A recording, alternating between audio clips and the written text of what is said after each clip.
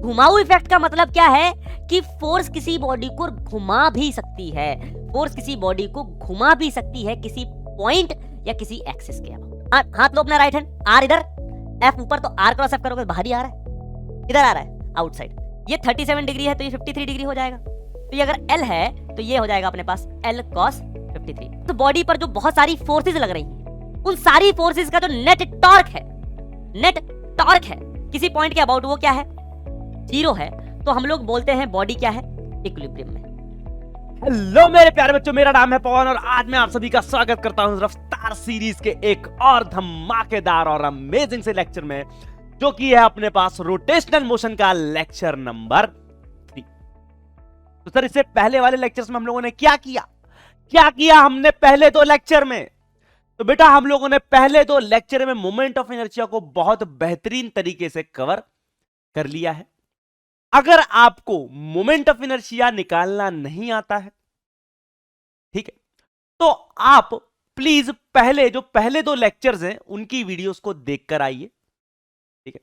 वो आपको आपकी ऐप पर भी अवेलेबल है, आपकी यूट्यूब पर भी अवेलेबल है। तो प्लीज आप मोमेंट ऑफ इनर्शिया कैसे निकालते हैं किसी भी बॉडी का, किसी भी एक्सिस के अबाउट, ये जो अपने पास स्टैंडर्ड बॉडीज हैं उनका मोमेंट ऑफ इनर्शिया क्या होता है अलग अलग एक्सिस के अबाउट, आप जरूर देखकर आइए। सर ऐसा क्यों कह रहे हो? क्योंकि बेटा जो आज का लेक्चर है वो मोमेंट ऑफ इनर्शिया पे कहीं ना कहीं निर्भर करने वाला है आपका, ठीक है। कि अगर आपको मोमेंट ऑफ इनर्शिया आता है तो ही आप क्या कर पाओगे, आज के लेक्चर के अच्छे सवाल लगा पाओगे। तो क्या सर, क्या अगर मोमेंट ऑफ इनर्शिया हमको नहीं आता तो आज का लेक्चर हमारे लिए नहीं है? ऐसा नहीं है, आपको समझ पूरा आएगा, लेकिन मैं क्या बोल रहा हूं, जो बढ़िया सवाल होंगे जहां पर मोमेंट ऑफ इनर्शिया का यूज होगा वो आपके पल्ले नहीं पड़ेंगे। इसलिए बेटर है कि आप एक बार मोमेंट ऑफ इनर्शिया को देख कर आओ कि सर मोमेंट ऑफ इनर्शिया निकालते कैसे हैं, ठीक है ना। और जो अपने पास स्टैंडर्ड बॉडीज है उनका मोमेंट ऑफ इनर्शिया किसी एक्सिस के अबाउट क्या होता है। तो स्टार्ट करते हैं। सर ऐसा क्या आप बताने वाले हो जिसमें मोमेंट ऑफ इनर्शिया ही आएगा? देखो बेटा, आज हम लोग दो चीजों के बारे में बात करेंगे।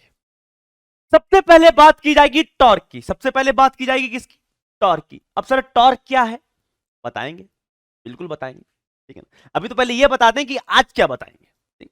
तो आज सबसे पहले हम लोग बात करेंगे किसकी? टॉर्क की, ठीक है ना। टॉर्क आप लोगों ने देखा होगा, सुना होगा, ठीक है। 11वीं क्लास में बार बार टकराते होगे, सर इस फोर्स का टॉर्क निकालो, उस फोर्स का टॉर्क निकालो, इधर का टॉर्क निकालो। अरे ऐसे करते होगे ना भाई, ठीक है ना। गजब हुआ बना रखा है कि सर टॉर्क नहीं निकाला जाता, डायरेक्शन नहीं देखनी आती। आज बेटा, आज की क्लास के बाद कभी आपको ये शिकायत नहीं रहेगी। टॉर्क निकालते कैसे हैं, उसकी डायरेक्शन क्या होती है, सब आपको समझ में आएगा। बस अपना हाथ तैयार रखना आज, ठीक। फिर क्या पढ़ेंगे सर? फिर पढ़ेंगे रेडियस ऑफ गायरेशन। अब सर ये किस चिड़िया का नाम है? बेटा ये भी एक चिड़िया है, ठीक है, इसके बारे में भी पढ़ना है। अब देखो भाई, सर जब पढ़ना पहले टॉर्क है और रेडियस ऑफ गायरेशन बाद में पढ़ना है, तो आपने सर रेडियस ऑफ गायरेशन पहले क्यों लिखा और टॉर्क बाद में क्यों लिखा? अब मेरी मर्जी, मेरी क्लास, जो मर्जी करूं भाई मैं, ठीक है। मैं पहले अपना नाम लिख लूं, ठीक। तो भैया पहले हम लोग करेंगे टॉर्क, ठीक है। उसके बाद क्या करेंगे? रेडियस ऑफ गायरेशन, ठीक है। लेकिन इन दोनों से पर बढ़ने से भी पहले हम लोग पहले उस क्वेश्चन को डिस्कस कर लेते हैं जो कि मैंने पिछली क्लास में होमवर्क दिया था। क्या था सवाल? सवाल यह था कि अगर अपने पास इस टाइप का सिस्टम है, इस टाइप का सिस्टम है अपने पास, दो रॉड है इस तरह से, ठीक है ना, दोनों आपस में परपेंडिकुलरली अटैच्ड है, और दोनों का मास और लेंथ क्या है? सेम है, मास एम लेंथ एल, मास एम लेंथ एल। और इस पूरे सिस्टम का जो मोमेंट ऑफ इनर्शिया निकालना था वो आपको इस एक्सिस के अबाउट निकालना था, ठीक है ना, इस एक्सिस के अबाउट, जो कि क्या है, इस लेंथ के क्या है? पैरेलल है। इतनी चीज क्लियर है कि नहीं? ये जो लेंथ है ना, इस वाली रॉड, इसको फर्स्ट रॉड बोल लो, इसको सेकंड रॉड बोल लो। सेकंड रॉड की लेंथ के क्या है? पैरेलल है ये एक्सिस। इसके अबाउट अपन को net moment of inertia find करना था। तो भाई अपने पास कितनी रॉड है टोटल में? सर जी अपने पास दो रॉड है टोटल में। एक को बना देते हैं पीला पीला और एक को बना देते हैं हम लोग कैसा? पिंकी पिंकी, ठीक है भाई। तो सर हमको इस पूरे सिस्टम का मोमेंट ऑफ इनर्शिया निकालना है, इस एक्सिस के अबाउट कैसे निकालेंगे? तो आप क्या करो, सबसे पहले इस रॉड का निकाल लो, रॉड 1 का, इसके अबाउट। अब सर ये जो एक्सिस है वो रॉड 1 की लेंथ के परपेंडिकुलर है और रॉड 1 के एंड से ही पास कर रही है। तो हमको पता है कि अगर कोई एक्सिस रॉड के एंड से पास करे और इसकी लेंथ के क्या हो, परपेंडिकुलर, तो जो मोमेंट ऑफ इनर्शिया होता है वो होता है ml²/3। इसका मतलब जो रॉड 1 है उसका मोमेंट ऑफ इनर्शिया इस एक्सिस के अबाउट क्या हो जाएगा, अपने पास I1 बोल लेते हैं, वो हो जाएगा ml²/3। तो सर रॉड 1 का तो मोमेंट ऑफ इनर्शिया आ गया इसके अबाउट, अब रॉड 2 का निकालना है इसके अबाउट। क्या रॉड 2 का मोमेंट ऑफ इनर्शिया डायरेक्टली इसके अबाउट आ जाएगा? क्या रॉड 2 जो है अपने पास मास m लेंथ l, क्या इस रॉड का मोमेंट ऑफ इनर्शिया इस एक्सिस के अबाउट डायरेक्टली आ जाएगा? नहीं सर नहीं। तो कैसे निकालेंगे? देखो भाई, हमें यह तो पता है कि ये जो एक्सिस है, ये समझो सेंटर ऑफ मास है इस रॉड, ठीक है ना? ये जो एक्सिस है, इस वाली एक्सिस के अबाउट रॉड 2 का जो मोमेंट ऑफ इनर्शिया होगा वो क्या होगा सर? 0 होगा। इस वाली एक्सिस के अबाउट रॉड 2 का जो मोमेंट ऑफ इनर्शिया होगा वो क्या होगा? 0 होगा। सर 0 कैसे कह दिए? अब बेटा पिछले लेक्चर में तो बताए थे, पिछले लेक्चर में बताए थे कि अगर अपने पास कोई भी एक रॉड है, ठीक है ना, कोई भी एक रॉड है, और अगर आप उस एक्सिस के about moment of inertia find करते हो जो कि उसके सेंटर ऑफ मास से तो पास कर रही है, लेकिन रॉड की लेंथ के अलोंग है, परपेंडिकुलर नहीं, अलोंग, अलोंग, तो उसके अबाउट मोमेंट ऑफ इनर्शिया क्या आता था सर जी? 0 आता था। क्यों 0 आता था? क्योंकि रॉड तो अपने पास नेग्लिजिबल थिकनेस की है, तो मैं बोल सकता हूं कि सारा का सारा मास कहां पर कंसंट्रेटेड है? इसी एक्सिस के ऊपर। अगर इसी एक्सिस के ऊपर सारा का सारा मास कंसंट्रेटेड है तो मास का कोई भी डिस्टेंस है नहीं एक्सिस से, तो इसलिए मोमेंट ऑफ इनर्शिया क्या है? 0 है। इतनी चीज क्लियर है कि नहीं? तो भैया जो सेकंड रॉड है उसका मोमेंट ऑफ इनर्शिया इस एक्सिस के अबाउट तो क्या है? 0 है। अब ये एक्सिस क्या कर रही है? सेंटर ऑफ मास से पास कर रही है, और इस एक्सिस के क्या है? पैरेलल भी है। तो याद करो, पैरेलल एक्सिस थ्योरम से इस एक्सिस के अबाउट निकाल सकते हैं हम लोग, लेकिन कब निकाल सकते हैं? जब हमको सेंटर ऑफ मास वाली एक्सिस के अबाउट पता हो, और सेंटर ऑफ मास वाली एक्सिस के अबाउट क्या है? 0 है, ठीक है ना? तो भैया इस एक्सिस के अबाउट रॉड 2 का मोमेंट ऑफ इनर्शिया क्या आ जाएगा? तो I2 हो जाएगा, वो हो जाएगा IC, यानी कि I C M, moment of inertia about centre of mass वाली axis plus mass of the body into distance का स्क्वायर। अब बताओ यहां से यहां तक का डिस्टेंस कितना है? L है सर, m इंटू एल का स्क्वायर। हमको बेटा इस एक्सिस के अबाउट पता है, हमें तो निकालना इस एक्सिस के अबाउट है ना, पूरे सिस्टम का किसके अबाउट निकालना? इसके अबाउट। तो रॉड 1 का तो निकाल लिया ml²/3, अब रॉड 2 का निकालना इसके अबाउट।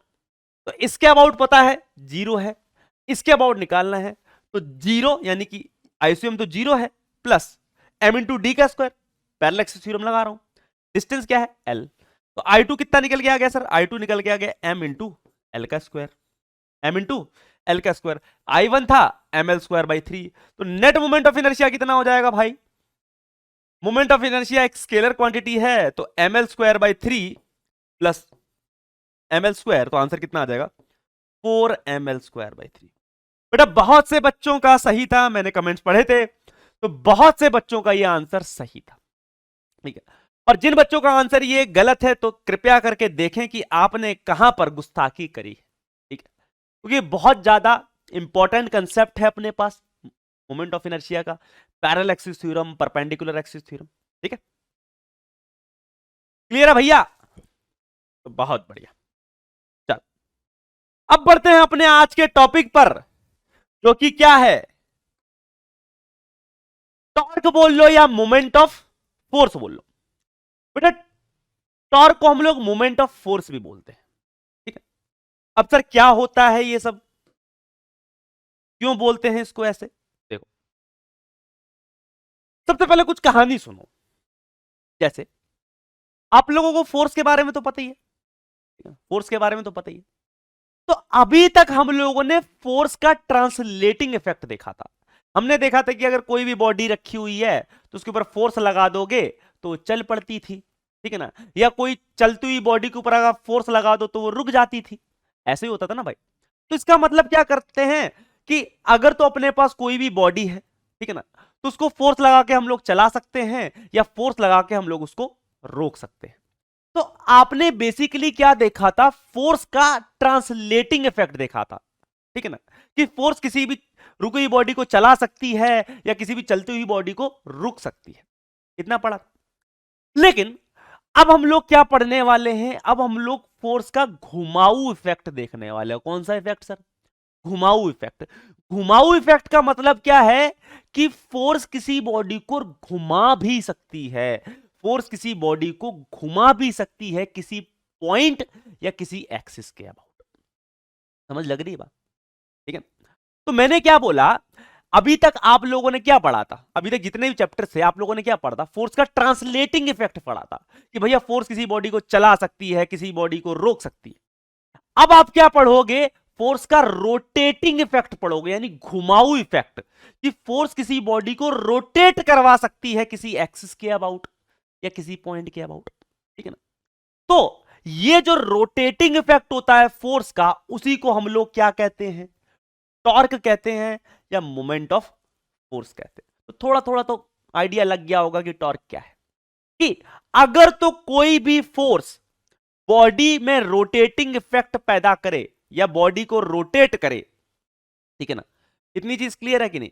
अगर तो कोई भी फोर्स बॉडी में रोटेटिंग इफेक्ट पैदा करे, ठीक है ना, या घुमाऊपन पैदा करे, तो हम लोग बोलेंगे उस फोर्स का क्या आ रहा है, टॉर्क आ रहा है, ठीक है ना। अब सर जो टॉर्क है, सबसे पहले हम लोग इसको डिनोट करता है ऐसे, इस तरीके से, ठीक है, ऐसे, इस तरीके से। कई लोग इसको बोलते हैं सर चा बना हुआ है, कई लोग कुछ बोलते हैं, बस तुम देख लो भाई क्या है, ठीक है ना, इसमें मत जाओ। तो जैसे अपने पास फोर्स एक वेक्टर क्वांटिटी होती है, टॉर्क भी क्या है अपने पास, एक वेक्टर क्वांटिटी है। फोर्स के पास भी मैग्नीट्यूड डायरेक्शन होता है, उसी तरह टॉर्क के पास भी क्या होता है, मैग्नीट्यूड और डायरेक्शन। तो सर टॉर्क कैसे आता है, टॉर्क फोर्स की वजह से आता है। किसी टॉर्क कैसे आता है सर, टॉर्क किसी भी फोर्स की वजह से आता है। अगर फोर्स ही नहीं होगा तो टॉर्क नहीं होगा। इतनी चीज क्लियर है कि नहीं। अगर फोर्स होगा तो ही क्या होगा, टॉर्क होगा। ठीक?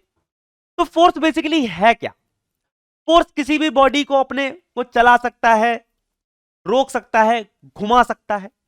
तो वही जो घुमाऊ इफेक्ट है फोर्स का, उसी को हम लोग क्या बोल रहे हैं, टॉर्क बोल रहे हैं। इतनी चीज क्लियर है कि नहीं। जैसे कि समझते हैं, समझो अपने पास क्या है, एक रॉड है, ठीक है, रॉड है, इसका मास m है, लेंथ l है, ठीक है, समझना मेरी बात को ध्यान से। ये इसकी लेंथ है और इस रॉड को मैंने यहां से हिंज कर दिया है। यहां से एक ये रॉड थी, मैंने यहां पे कील ठोके ठक ठक ठक ठक करके और इसको यहां से फिक्स कर दिया, यानी कि ये एंड हिलने वाला नहीं है। इतनी चीज क्लियर है कि नहीं।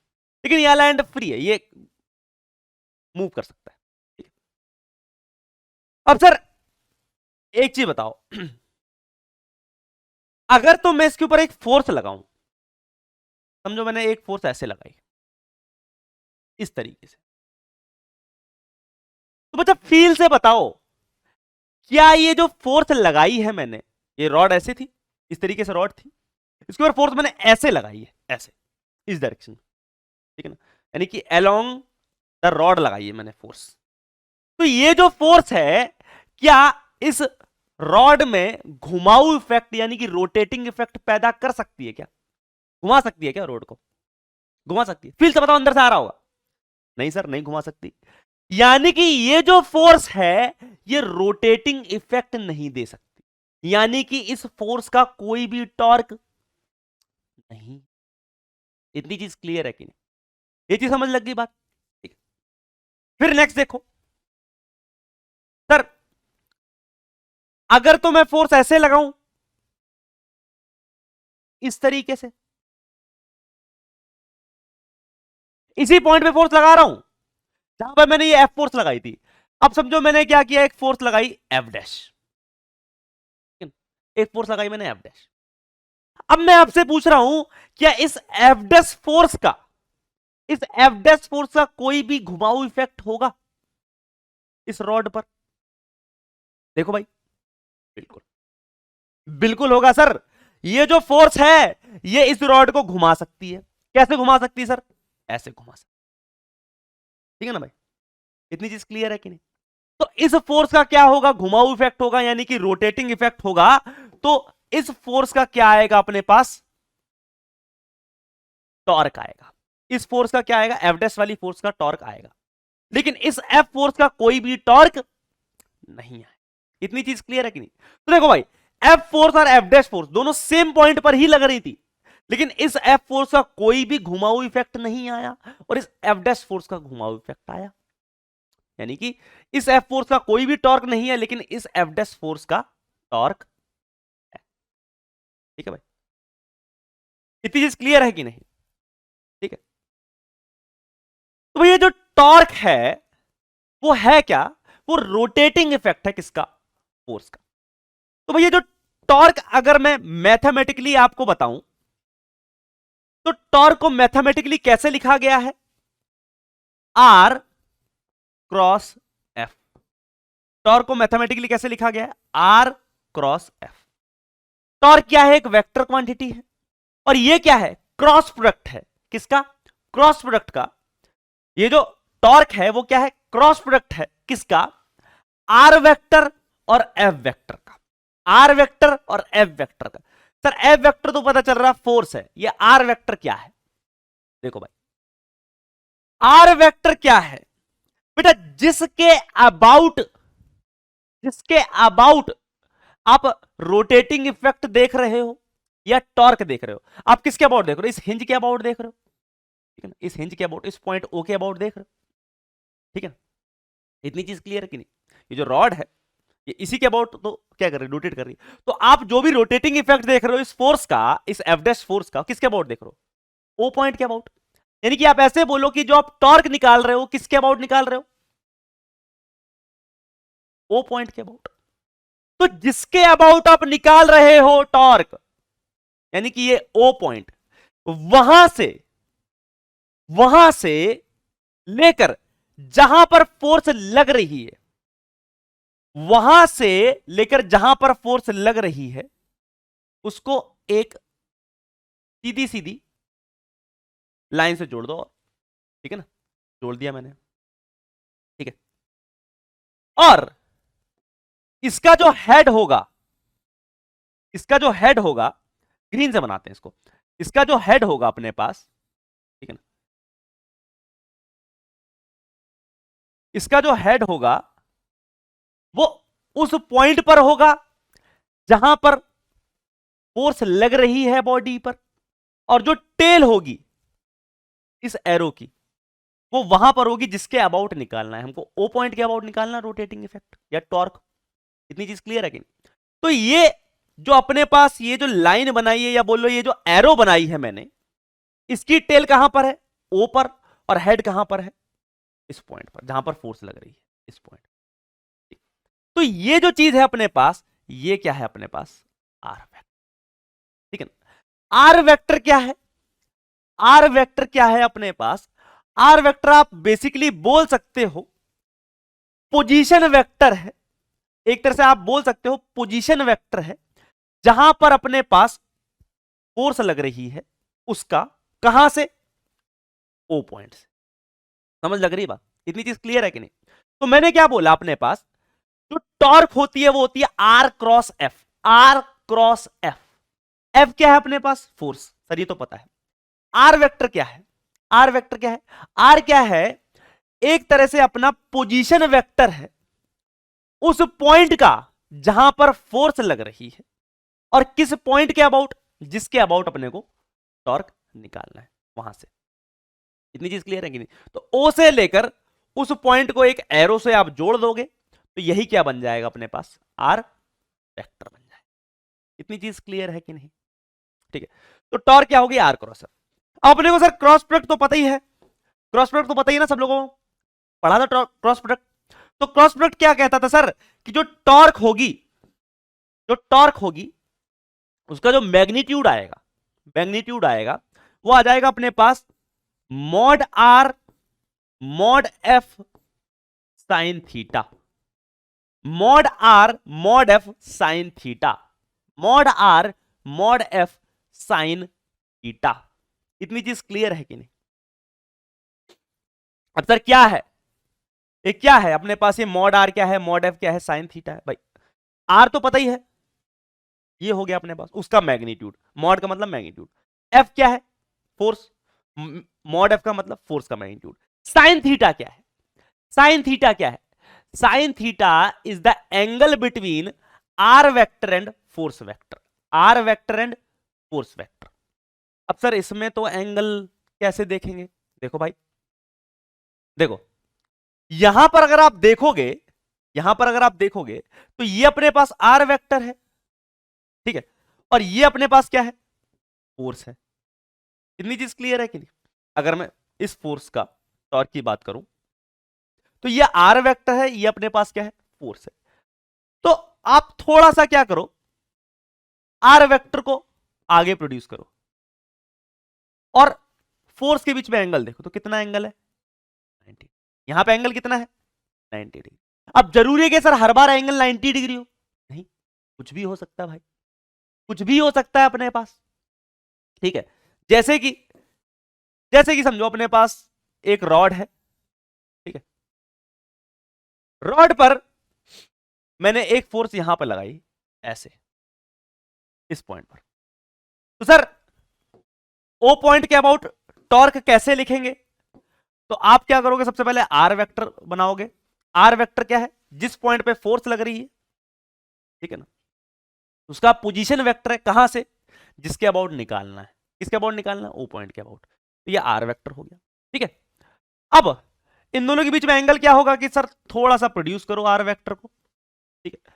ये जो एंगल है अपने पास, ये जो एंगल, ये एंगल थीटा क्या है, angle between R vector and F vector. इतनी चीज क्लियर है कि नहीं?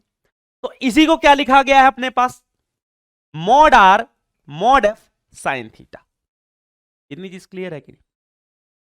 तो टॉर्क क्या हो जाएगा अपने पास, mod R mod F sine theta, किसके अबाउट, ये जो टॉर्क निकाला है किसके अबाउट निकाला है, ओ पॉइंट के अबाउट, अबाउट ओ। इतनी चीज क्लियर है कि नहीं? समझ लग रही है बात क्या किया हम लोगों ने? बहुत तसल्ली से बता रहा हूं बेटा, ध्यान से सुनना क्या बोल रहा हूं मैं, ठीक है।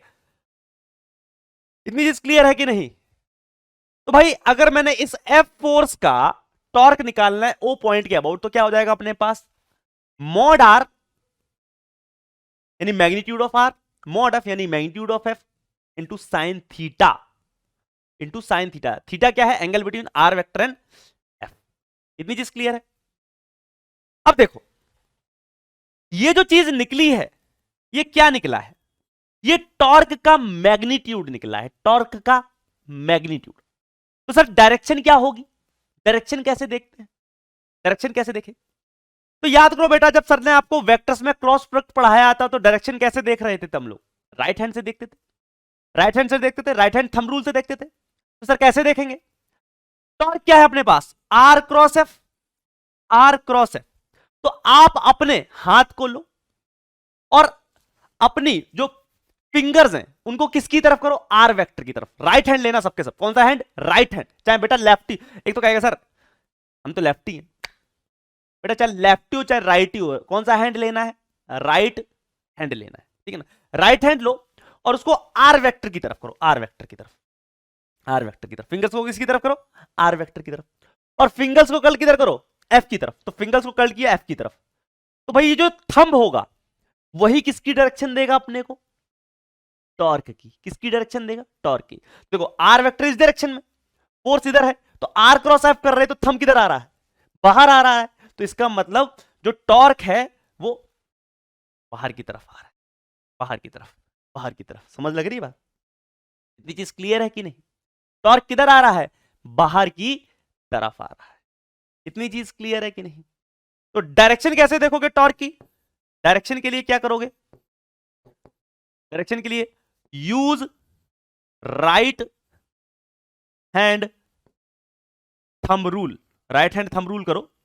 कुछ नहीं करना, राइट हैंड लो, फिंगर्स को आर वेक्टर की तरफ करो, एफ की तरफ कर्ल करो, जो थंब होगा वो किसकी डायरेक्शन दिखाएगा, टॉर्क की डायरेक्शन दिखाएगा, टॉर्क बाहर की तरफ आ रहा है। इतनी चीज क्लियर है, यहां पे समझ लग रही बात? ठीक है, तो सर मैं इसमें आपसे पूछूं, इसमें सिंपल सिंपल चीजें पूछूं, सबसे पहले इस वाली फोर्स के लिए पूछूं, ठीक है,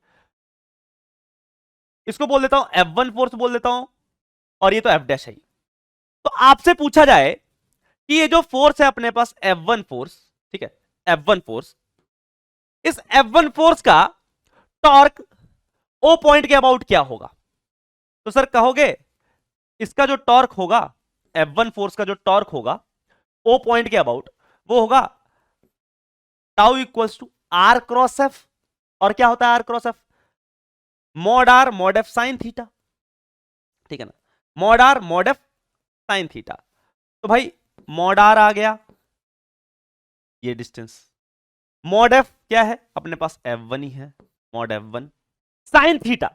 अब एक चीज बताओ, F1 इस डायरेक्शन में, R वेक्टर भी इसी डायरेक्शन में, तो दोनों के बीच में एंगल कितना हो गया भाई? F1 वेक्टर भी इस डायरेक्शन में, R वेक्टर भी इसी डायरेक्शन में, तो दोनों के बीच में एंगल कितना हो गया? 0 डिग्री। और साइन 0 क्या होता है? 0 होता है, तो 0। तो टॉर्क क्या हो गया? देखो 0 हो गया भाई, टॉर्क 0 आया। और वैसे भी हमको समझ आ रहा था कि सर ये जो F1 फोर्स है इसका कोई भी घुमाऊ इफेक्ट या रोटेटिंग इफेक्ट नहीं होगा, ठीक है ना, वैसे ही समझ आ गया था टॉर्क क्या था, 0 था। फील से भी आ गया था भाई, ये जो F1 फोर्स है ये इस रॉड को घुमा नहीं सकता, ये तो बस खींच रहा है एक तरह से, ठीक है। अब आपसे पूछा जाए जो F डैश फोर्स है उसका टॉर्क कितना होगा O पॉइंट के अबाउट? तो सर इसका टॉर्क होगा mod R mod F dash sign, कितना एंगल आएगा, थीटा कितना है सर जी? ये R वेक्टर है, ये R वेक्टर है अपने पास, और ये अपने पास F डैश है, तो इन दोनों के बीच में एंगल कितना है? 90 डिग्री। साइन 90 डिग्री है, ठीक है ना, साइन 91 होता है, तो अपने पास जो टॉर्क हो जाएगा वो आ जाएगा mod R into mod F dash. Magnitude तो इतना हो जाएगा सर, और डायरेक्शन क्या हो जाएगी सर? डायरेक्शन क्या होगी? R वेक्टर इधर, हाथ लो अपना राइट हैंड, R इधर, F ऊपर, तो R क्रॉस F करोगे बाहर ही आ रहा है, किधर आ रहा है? आउटसाइड। किधर आ रहा है? आउटसाइड। तो मैं आउटसाइड वाले वेक्टर को किससे शो करता हूं? डॉट से शो करता हूं, ठीक है ना, मैं डॉट से शो करता हूं। जो भी वेक्टर आउटसाइड द प्लेन आता है उसको मैं डॉट से शो करूंगा, और जो भी वेक्टर अपने पास इनसाइड द प्लेन जा रहा होगा, ठीक है ना, कभी ऐसा भी होगा कि इनसाइड जा रहा है तो उसको मैं क्रॉस से शो करूंगा, ठीक है। तो आउटसाइड अगर आएगा तो मैं डॉट से शो करूंगा, और इनसाइड जाएगा तो मैं क्रॉस से शो करूंगा। तो मैग्नीट्यूड कितना आ गया sir? Mod R mod F dash, और डायरेक्शन क्या आ गई? डॉट, यानी कि आउटसाइड। इतनी चीज क्लियर है, सबको समझ आ रही है बात भाई? ठीक है, चलो अब देखो भाई, देखना, मैंने आपको बताया कि अगर अपने पास कोई भी एक रॉड है, ठीक है, उसके ऊपर अगर कोई फोर्स लग रही है, समझो इस तरीके से, ठीक है, ये समझो उसका R वेक्टर है, ये समझो उसका क्या है? R वेक्टर है, ठीक है, इस पॉइंट पे फोर्स लग रही है, तो मैंने इस फोर्स का टॉर्क निकालना है अबाउट पॉइंट O। तो टॉर्क अबाउट O, मैग्नीट्यूड क्या आता है? ये सर आता है mod R mod F sine theta. अरे भाई यही तो आता है, यहां पे थीटा क्या है? Angle between R vector and F vector, R vector and F vector, ठीक है। R को थोड़ा सा प्रोड्यूस कर दो, और R और F के बीच में जो एंगल होगा वही क्या होगा अपने पास? ये थीटा। इतनी चीज क्लियर है कि नहीं? अब देखो बेटा, एक तरीका और है, ये तो तरीका हो ही गया, ये तो एक तरीका है टॉर्क निकालने का, कि आप क्या करो सर जी, R वेक्टर देख लिया उसका मैग्नीट्यूड, F वेक्टर देख लिया उसका magnitude, into sine theta, into sine theta. Theta क्या है? Angle between R vector and F vector, ऐसे करके कर लिए।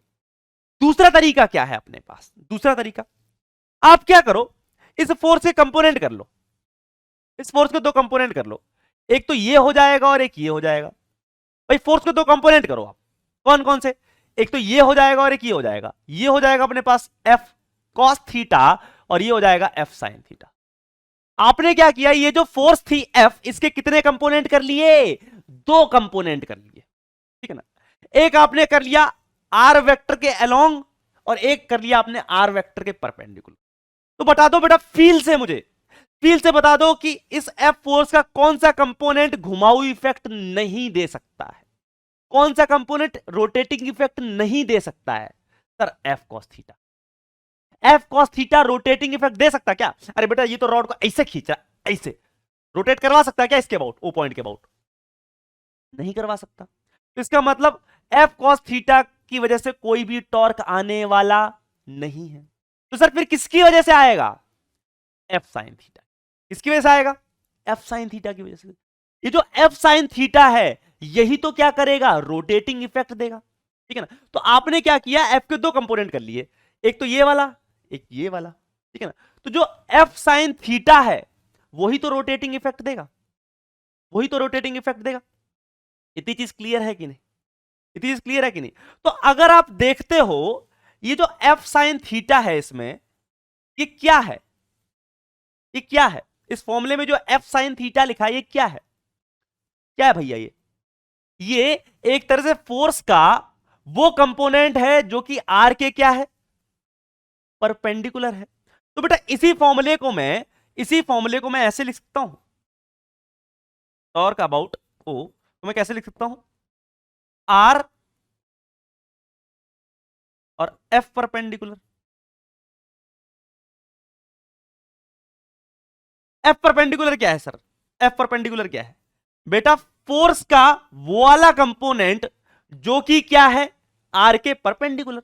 एफ परपेंडिकुलर क्या है sir? F sine theta. F perpendicular, F perpendicular, F perpendicular is the component of force perpendicular to R. भाई F को 2 कंपोनेंट किए, एक तो एफ कॉस थीटा एक F sine theta. F cos theta क्या है? आर के अलोंग है, आर के अलोंग है। एफ साइन थीटा क्या है? आर के परपेंडिकुलर है। तो कौन सा वाला टॉर्क बना सकता है सर? एफ साइन थीटा बना सकता है। तो एफ साइन थीटा को मैंने क्या लिख दिया? F perpendicular. तो आप एक ये फॉर्मूला भी याद कर सकते हो कि भाई जो टॉर्क होता है किसी भी पॉइंट के अबाउट किसी भी फोर्स की वजह से वो क्या होगा? डिस्टेंस, ठीक है ना, जहां पर वो फोर्स लग रही है multiply by perpendicular component of force, ठीक है ना, multiply by perpendicular component of force, ठीक है ना। आर एफ परपेंडिकुलर ऐसे भी कर सकते हो, ऐसे कर सकते हो कि नहीं कर सकते? ठीक है ना। इतनी चीज क्लियर है कि नहीं? समझ लग रही बात? तो अगर मैं आपसे बोलता कि सर एक अपने पास इस तरीके से रॉड है, उसके ऊपर मैंने एक फोर्स लगाई है एफ, कितने की? 10 न्यूटन की। कितने एंगल पर सर जी? 37 डिग्री के एंगल पर, ठीक है। और ये जो रॉड है इसकी लेंथ है अपने पास 10 मीटर। तो बताओ सर इस ओ पॉइंट के अबाउट ये जो फोर्स लग रही है रॉड पर कितना टॉर्क आएगा ओ पॉइंट के अबाउट? तो सर जी टॉर्क अबाउट ओ जो आएगा उसका जो मैग्नीट्यूड होगा वो आप 2 तरीके से निकाल सकते हो, ठीक है ना। एक तो आप वही देसी तरीका देखो कि सर जी आर पता है 10 मीटर है, एफ पता है 10 न्यूटन है, इंटू साइन 37 एंगल पता है। दूसरा तरीका क्या है? जल्दी वाला तरीका, अच्छे बच्चों वाला तरीका, जो भाई बढ़िया बच्चे लगाते हैं। वो क्या कर लेते हैं सर? वो फोर्स के 2 कंपोनेंट तोड़ लेते हैं, वो फोर्स के 2 कंपोनेंट तोड़ लेते हैं, एक अलोंग वाला और एक परपेंडिकुलर वाला। तो अलोंग वाला क्या हो जाएगा? F sine 37 degree, F sine 37 degree. F sine 37 कितना हो जाएगा सर? यानी कि 10 साइन 37। और इधर हो जाएगा अपने पास एक हो जाएगा एफ साइन 37 और एक हो जाएगा एफ कॉस 37। इधर वाला हो जाएगा 10 कॉस 37 और इधर हो जाएगा 10 साइन 37। भाई 2 कंपोनेंट हो जाएंगे, एक हो जाएगा अपने पास 10 कॉस 37 डिग्री और एक हो जाएगा 10 साइन 37 डिग्री। अब भाई अपने को पता है कि ये तो टॉर्क देने वाला है नहीं, कौन सा देगा? परपेंडिकुलर देगा, परपेंडिकुलर वाला जो कंपोनेंट है फोर्स का वो tan sin 37 वाला, ठीक है ना। और हमको पता है कि सर जो फॉर्मूला होता है वो क्या होता है, आर यानी डिस्टेंस इंटू परपेंडिकुलर फोर्स का कंपोनेंट। तो डिस्टेंस तो कितना हो गया सर, 10 हो गया, और जो फोर्स का परपेंडिकुलर कंपोनेंट है जो कि डिस्टेंस के परपेंडिकुलर वो कौन सा है, 10 sin 37। तो 10 हो गया आर इंटू एफ परपेंडिकुलर क्या हो गया, 10 sin 37। इतनी चीज क्लियर है। तो 10 इंटू साइन 37 कितना हो जाएगा अपने पास, 3/5, ठीक है। तो ये 2, तो ये कितना आ गया अपने पास, 60। कितना आ गया, 60। अब बात की जाए यूनिट की, अगर मैं यूनिट की बात करूं तो यूनिट क्या होगी इसकी, सर बहुत आसान है, आर और एफ, आर मीटर होता है, फोर्स न्यूटन होता है, तो न्यूटन मीटर। अरे भैया यूनिट में क्या है, टॉर्क की यूनिट में क्या है, न्यूटन मीटर, सिंपल। इतनी चीज क्लियर है कि नहीं, समझ आया। तो आप या तो देसी तरीका लगाओ, पहले आर फिर एफ फिर साइन थीटा, उनके बीच में एंगल देखो, इतना टाइम किसके पास है। आप फोर्स को दो कंपोनेंट करो ना पट्ट से, एक अलोंग आर और एक करो परपेंडिकुलर आर, तो सिंपल फॉर्मूला लगाओ, आर और एफ परपेंडिकुलर, दोनों को मल्टीप्लाई कर दो, आंसर आ गया, ठीक है। डायरेक्शन के लिए देखो, डायरेक्शन के लिए हाथ लो, ठीक है ना। आर क्रॉस एफ तो निकाल लोगे सर, आर इस डायरेक्शन में है, एफ ऊपर है, तो आर क्रॉस एफ करेंगे तो बाहर की तरफ। अरे भाई आर किधर है, आर तो सर ऐसे है, एफ ये है, तो आर क्रॉस एफ फिंगर्स को कल करोगे तो कहां आ रहा है, बाहर ही आ रहा है, ठीक है ना। तो डायरेक्शन क्या हो गई, आउटवर्ड, डॉट से शो कर दिया, डायरेक्शन क्या हो गई, आउटवर्ड, आउटवर्ड द प्लेन। इतनी चीज क्लियर है कि नहीं, डायरेक्शन क्या हो गई, आउटवर्ड द प्लेन। लेकिन इतना टाइम नहीं है कि सर भरतनाट्यम कर रहे, पहले आर की तरफ फिंगर करी, ठीक है ना, फिर आर क्रॉस एफ कर रहे, फिर अंगूठा देख रहे, बट इतना टाइम नहीं है वहां पे भरतनाट्यम, फील से आना चाहिए। एक चीज बताओ, ये जो फोर्स है, ये जो फोर्स है, ये जो फोर्स लग रही है, फील से बताना, ये किधर घुमा सकती है रॉड को, ऐसे घुमा सकती है कि ऐसे घुमा सकती है, क्लॉकवाइज घुमा सकती है कि एंटी क्लॉकवाइज घुमा सकती है, एंटी क्लॉकवाइज कैसे घुमा सकती है। अरे भाई ये जो फोर्स ऐसे लग रही है, इसको ऐसे तो घुमा सकती है, ऐसे तो घुमा सकती है, ठीक है। अगर आपको फील से नहीं समझ आ रहा, आप वैसे कर लो आर क्रॉस एफ, जैसे मैंने बताया, राइट हैंड थंब रूल। लेकिन अगर फील से समझ आ रहा तो बहुत बढ़िया बात। अब ऑब्वियस सी बात, ये जो फोर्स है वो ऐसे घुमा सकती है, अगर ऐसे घुमा सकती है तो भाई टॉर्क किधर जाएगा, बाहर की तरफ जाएगा, बात खत्म। इतनी चीज क्लियर है कि नहीं, अरे समझ लग रही है बात, इतनी चीज क्लियर है, ठीक है। चलो अब देखो, तो सर टॉर्क का एक फॉर्मूला तो ये हो गया जो कि आपने मैथमेटिकल फॉर्मूला बताया था, जो कि ओरिजिनल होता है, आर एफ साइन थीटा वाला। दूसरा आपने क्या बता दिया कि आप क्या कर लो, फोर्स के परपेंडिकुलर कंपोनेंट देख लो और उसको आर से मल्टीप्लाई कर दो, यानी आर एफ परपेंडिकुलर। एक फॉर्मूला और है, एक फॉर्मूला और है सर, वो फॉर्मूला क्या है, एक चीज देखो, हमने देखा कि भैया आर एफ साइन थीटा कर लो तो ये क्या देता है, टॉर्क देता है, या आप क्या कर लो, और आर इंटू एफ परपेंडिकुलर कर लो, ठीक है ना। ये इसका मतलब क्या होता है, परपेंडिकुलर, तो भी क्या होता है, टॉर्क ही देता है, टॉर्क के मैग्नीट्यूड को देता है। एक फॉर्मूला और है सर, एक फॉर्मूला क्या है, अभी आपने क्या किया था, फोर्स के कंपोनेंट किए थे दो, किसके कंपोनेंट किए थे, फोर्स के कंपोनेंट किए थे, ठीक है ना। और आपने फोर्स का जो परपेंडिकुलर कंपोनेंट था उसको आर से मल्टीप्लाई कर दिया, वही क्या आ गया, टॉर्क आ गया। आप फोर्स के कंपोनेंट ना कर कर आप आर के भी कंपोनेंट कर सकते हो। सर अब ये क्या कह रहे हो, आर के कंपोनेंट, देखो बेटा कैसे, क्या समझो, अपने पास एक रॉड है, ठीक है, एक रॉड है, इतनी चीज क्लियर है कि नहीं।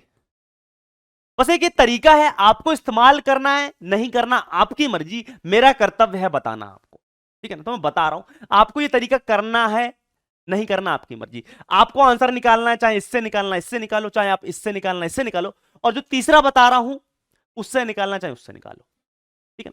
तीसरा फॉर्मूला क्या है, जैसे आपने किया आर एफ परपेंडिकुलर, तीसरा होता है अपने पास टॉर्क निकालने का, वो होता है अपने पास R perpendicular F. R perpendicular F का मतलब क्या है, पहले आप किसके कंपोनेंट कर रहे थे, फोर्स के कंपोनेंट कर रहे थे, अब आप किसके कंपोनेंट करोगे, आर के। आर के दो कंपोनेंट करो, एक फोर्स के परपेंडिकुलर करो, एक फोर्स के अलोंग करो, और जो परपेंडिकुलर वाला कंपोनेंट है उससे फोर्स को मल्टीप्लाई। देखो कैसे, समझो अपने पास ये फोर्स लग रही है ऐसे, ठीक है ना, इतनी चीज क्लियर है कि नहीं? ये फोर्स लग रही है, ये एल लेंथ की रॉड है अपने, इतनी चीज क्लियर है कि नहीं? एल लेंथ की रॉड है, ये थीटा एंगल है। एक अपने पास रॉड थी, उसके इस एंड पे फोर्स ऐसे लग रही है, ठीक है, इतनी चीज क्लियर है कि नहीं बेटा? ठीक है, तो एक चीज बताओ, आर क्या हो जाएगा? आर तो एल ही हो जाएगा अपने पास, जो आर है वो तो एल ही हो जाएगा ना भाई। इस पॉइंट के अबाउट निकाल रहे हैं, वो पॉइंट के अबाउट टॉर्क, फोर्स कहां पे लग रही है? यहां पर, तो आर क्या हो जाएगा? एल हो जाएगा अपने पास। इतनी चीज क्लियर है कि नहीं? अब कई बच्चे कहेंगे सर इसको तो दो तीन तरीके से निकाल सकते हो। ऑब्वियस सी बात, आप इसको इससे भी निकाल सकते हो टॉर्क, आप इससे भी निकाल सकते हैं, आप इससे भी निकाल सकते हैं। इस बार ऐसा करते हैं, इस वाले से सीख लेते हैं कैसे निकालते हैं, ठीक है ना? तो भाई ये जो अपने पास रॉड है, इसके ऊपर फोर्स ऐसे लगा रखी, हम लोग किससे निकालना देखना चाहते हैं? आर परपेंडिकुलर से। आर परपेंडिकुलर का मतलब क्या है? जो भी डिस्टेंस है फोर्स का हिंज पॉइंट से, उसका कौन सा कंपोनेंट लेना है? Perpendicular component. तो देखो भाई, ये जो अपने पास एल है, इसके दो कंपोनेंट करूं, ये एल है, इसके दो कंपोनेंट करूं, एक तो ये होगा और एक ये होगा ना भाई, ठीक है? अरे यही तो दो कंपोनेंट होंगे ना। एल के अगर मैं दो कंपोनेंट करूं एल के, तो एक तो ये होगा और एक ये होगा। अरे भाई समझ तो आ रहा है ना?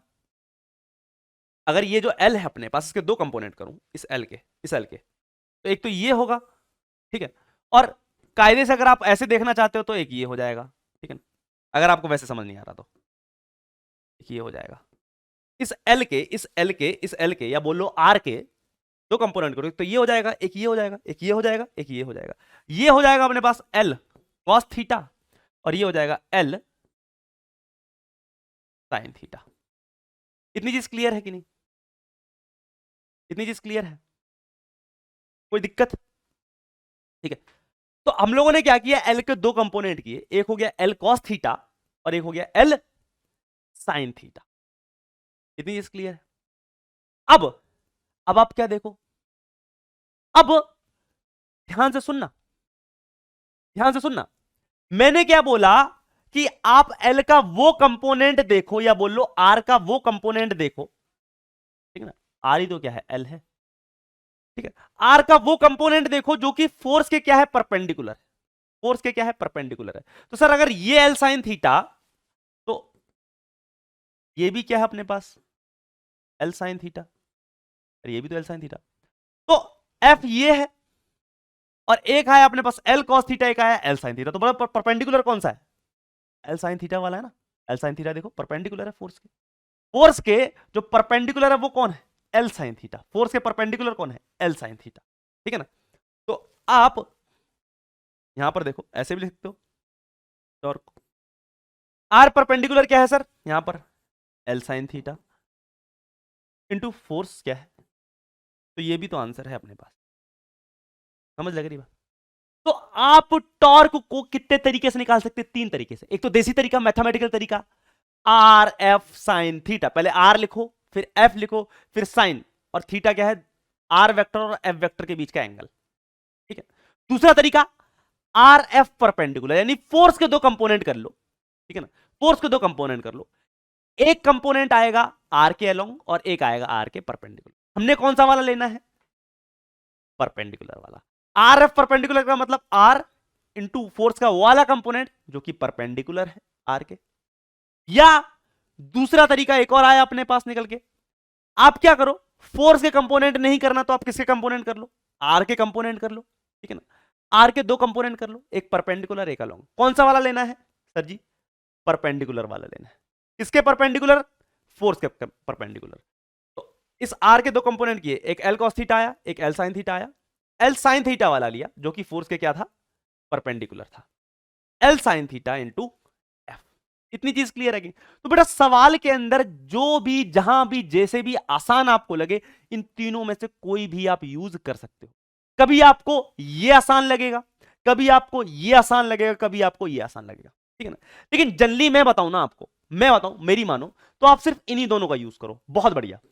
कभी आपको फोर्स के कंपोनेंट करना आसान लगेगा, कभी आपको आर के कंपोनेंट आसान लगेगा, ठीक है ना। तो अपने को भी पता है जब फोर्स के कंपोनेंट करोगे तो फोर्स का परपेंडिकुलर वाला लेना है, अगर कभी आर का कंपोनेंट करोगे तो आर का कौन सा वाला लेना है, परपेंडिकुलर। बस बात खत्म। इतनी चीज क्लियर है कि नहीं।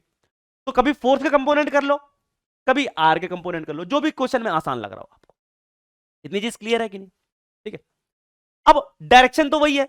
अब एक चीज बताओ, फोर्स ऐसे लग रही है, ठीक है, फोर्स ऐसे लग रही है, आप आर क्रॉस एफ से डायरेक्शन बता सकते हो, फिंगर्स लो, आर की डायरेक्शन में फोर्स इधर है तो आर क्रॉस एफ किधर जा रहा है, थंब अनसाइड, थंब किधर जा रहा है इनसाइड, थंब किधर जा रहा है इनसाइड, तो डायरेक्शन क्या आएगी टॉर्क की, इनसाइड आएगी।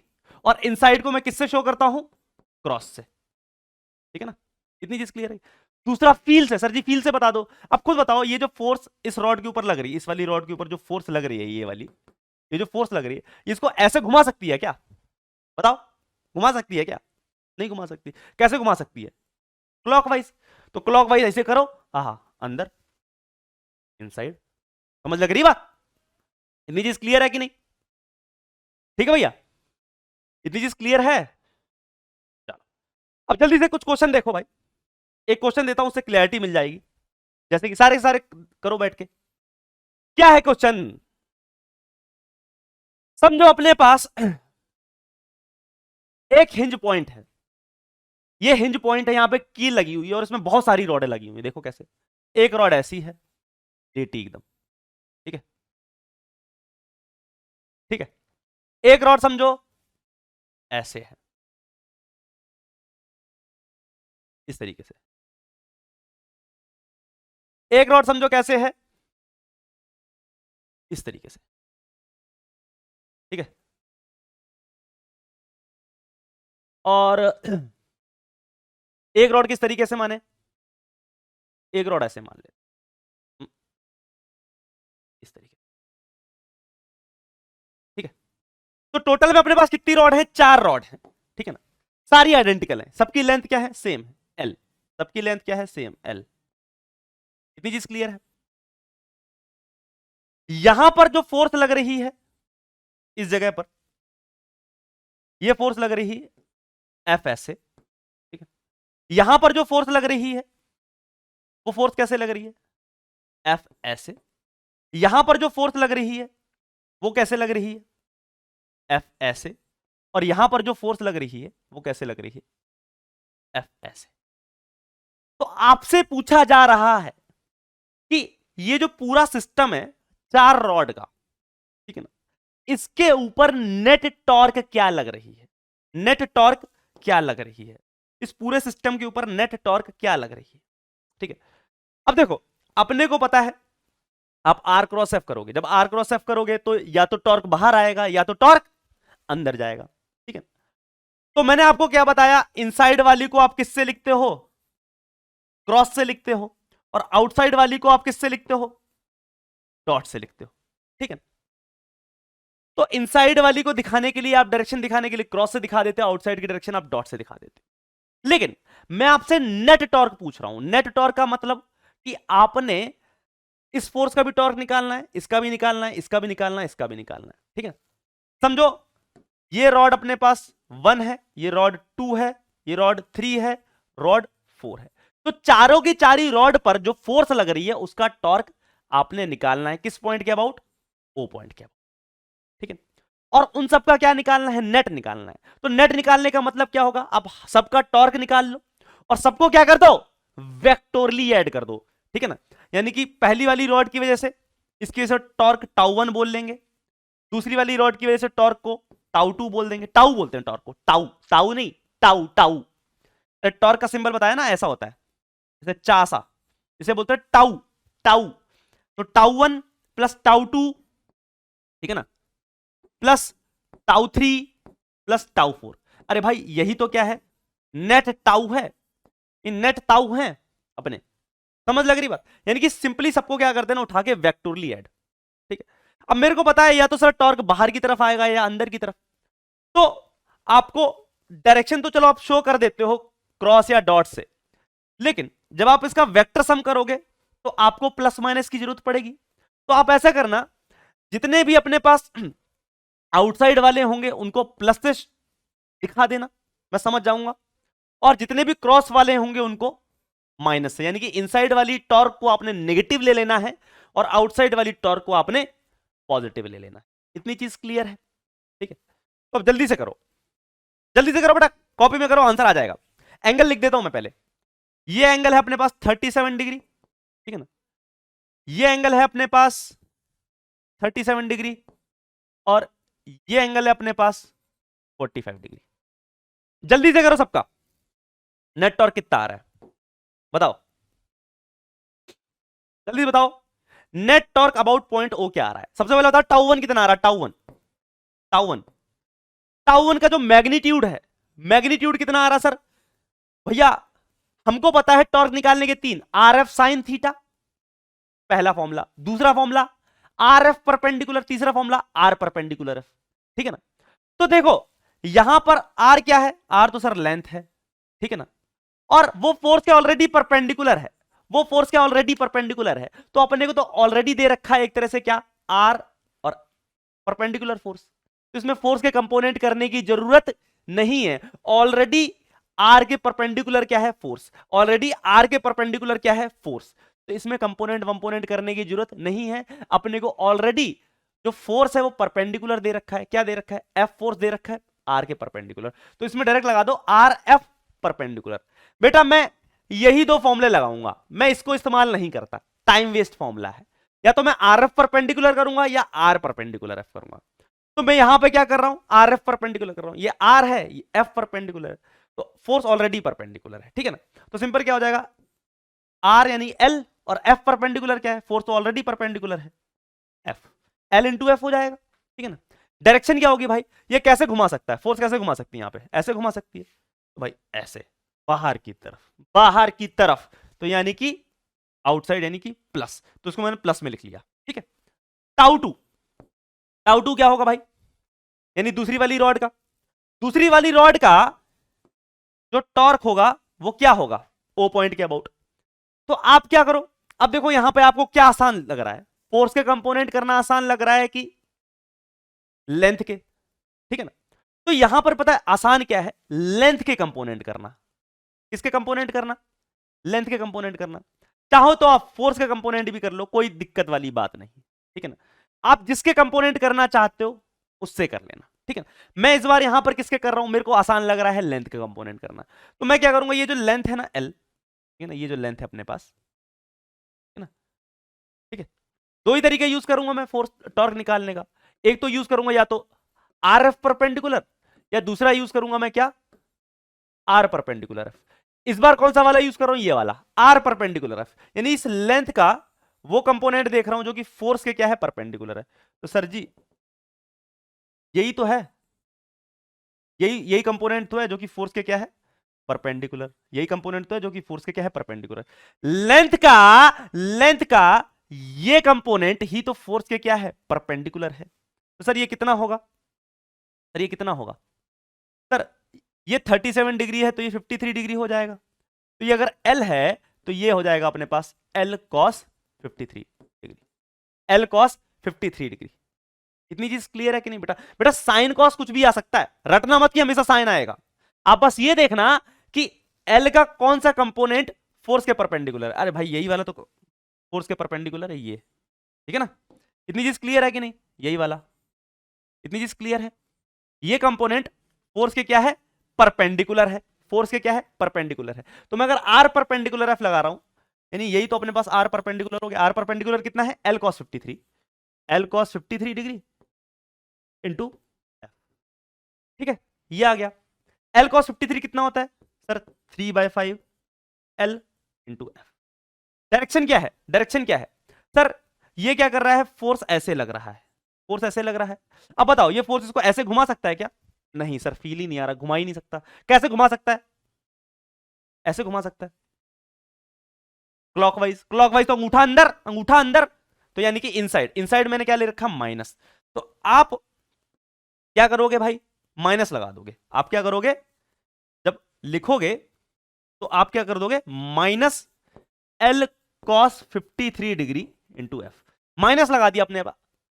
ठीक है ना, डायरेक्शन दिखाने के लिए। इतनी चीज क्लियर है कि नहीं? क्या लगा दिया? माइनस लगा दिया डायरेक्शन दिखाने के लिए, माइनस साइन इनसाइड को दिखा रहा है। तो -3/5 L into F. Tau three, tau three कितना हो जाएगा भाई? Tau three, tau three, tau three, tau three इसके ऊपर। अब बताओ भाई, क्या आपको आसान लग रहा है इसमें? आर परपेंडिकुलर एफ करना आसान लग रहा है कि आर एफ परपेंडिकुलर?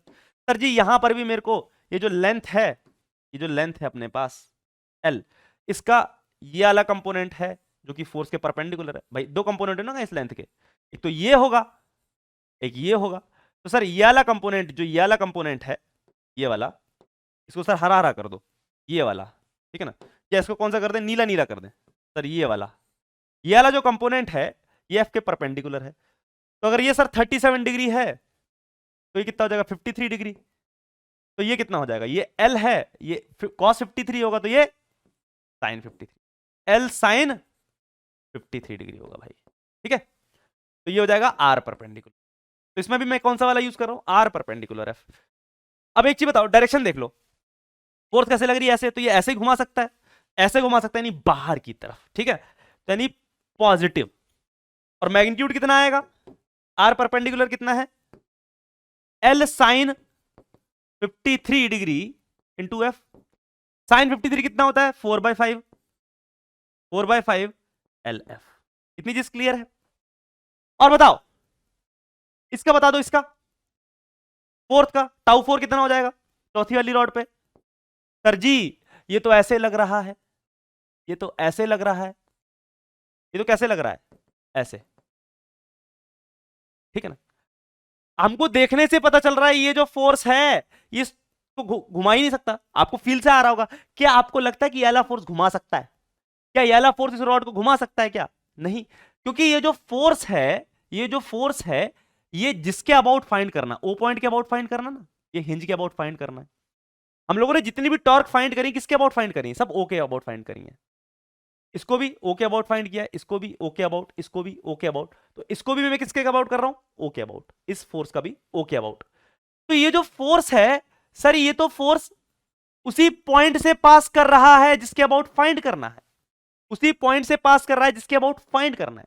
तो बेटा कभी भी फोर्स, जैसे ये फोर्स है, समझो ये हिंज्ड है, कभी फोर्स ऐसा हो, देखो उसी से पास कर रहा है जिसके अबाउट फाइंड करना है, हिंज के अबाउट फाइंड करना है टॉर्क।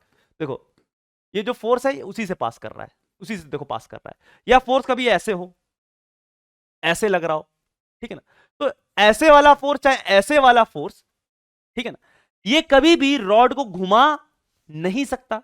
या ऐसे बोल लो कि भैया ये वाला फोर्स और ये वाला फोर्स उसी पॉइंट से पास कर रहा है जिसके अबाउट टॉर्क निकालना, किसके अबाउट निकालना? इस ओ पॉइंट के अबाउट निकालना।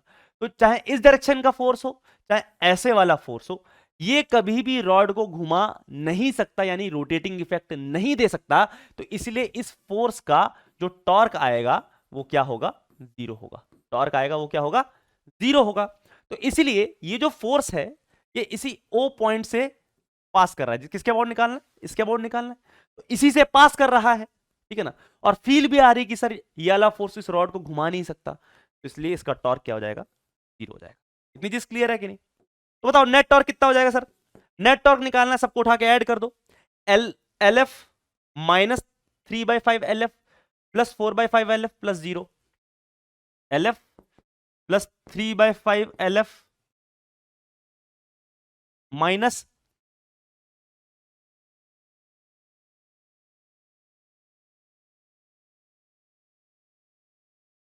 Minus 3/5 L F plus 4/5 L F plus 0। अरे यही तो है। तो बता दो भाई आंसर कितना आएगा अपने पास? कितना आंसर आ जाएगा अपने पास? 4/5 एल एफ और minus 3/5 L F, L F L by F, ठीक है ना? वो बन जाएगा अपने पास। देखो भाई माइनस 3/5 एल एफ और 4/5 एल एफ क्या बन जाएगा? एल एफ बाई 5, और उसमें एल एफ ऐड कर दोगे तो अपने पास कितना आ गया? L F plus L F by 5। इतनी चीज क्लियर है कि नहीं? यानी कि अपना आंसर कितना आ गया? 6 एल एफ बाई 5। पॉजिटिव आ रहा कि नेगेटिव? पॉजिटिव आ रहा, यानी कि जो नेट टॉर्क आ रहा है वो किस डायरेक्शन में आ रहा है? पॉजिटिव डायरेक्शन में। पॉजिटिव क्या ले रखा मैंने? आउट, ठीक है ना? तो डॉट नेट टॉर्क क्या आ रहा है, बाहर की तरफ। इतनी चीज क्लियर है कि नहीं? अरे समझ आ रही बात की नहीं भाई साहब? समझ आ रही है बात की नहीं?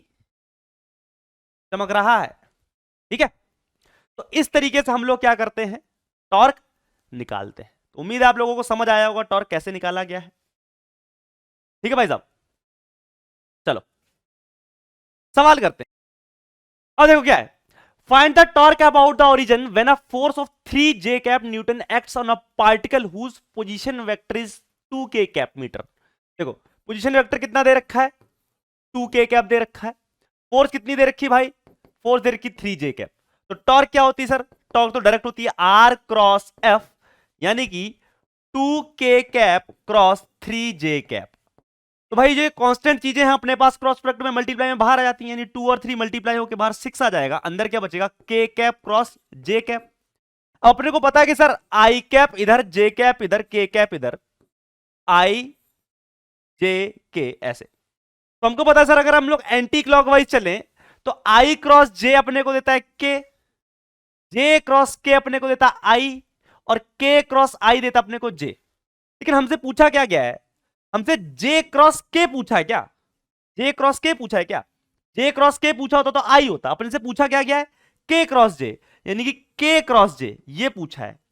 तो k क्रॉस j क्या होगा सर, उल्टा चल रहे हैं तो माइनस i होगा। क्या होगा अपने पास बेटा, माइनस i, यानी कि -6 i कैप न्यूटन मीटर।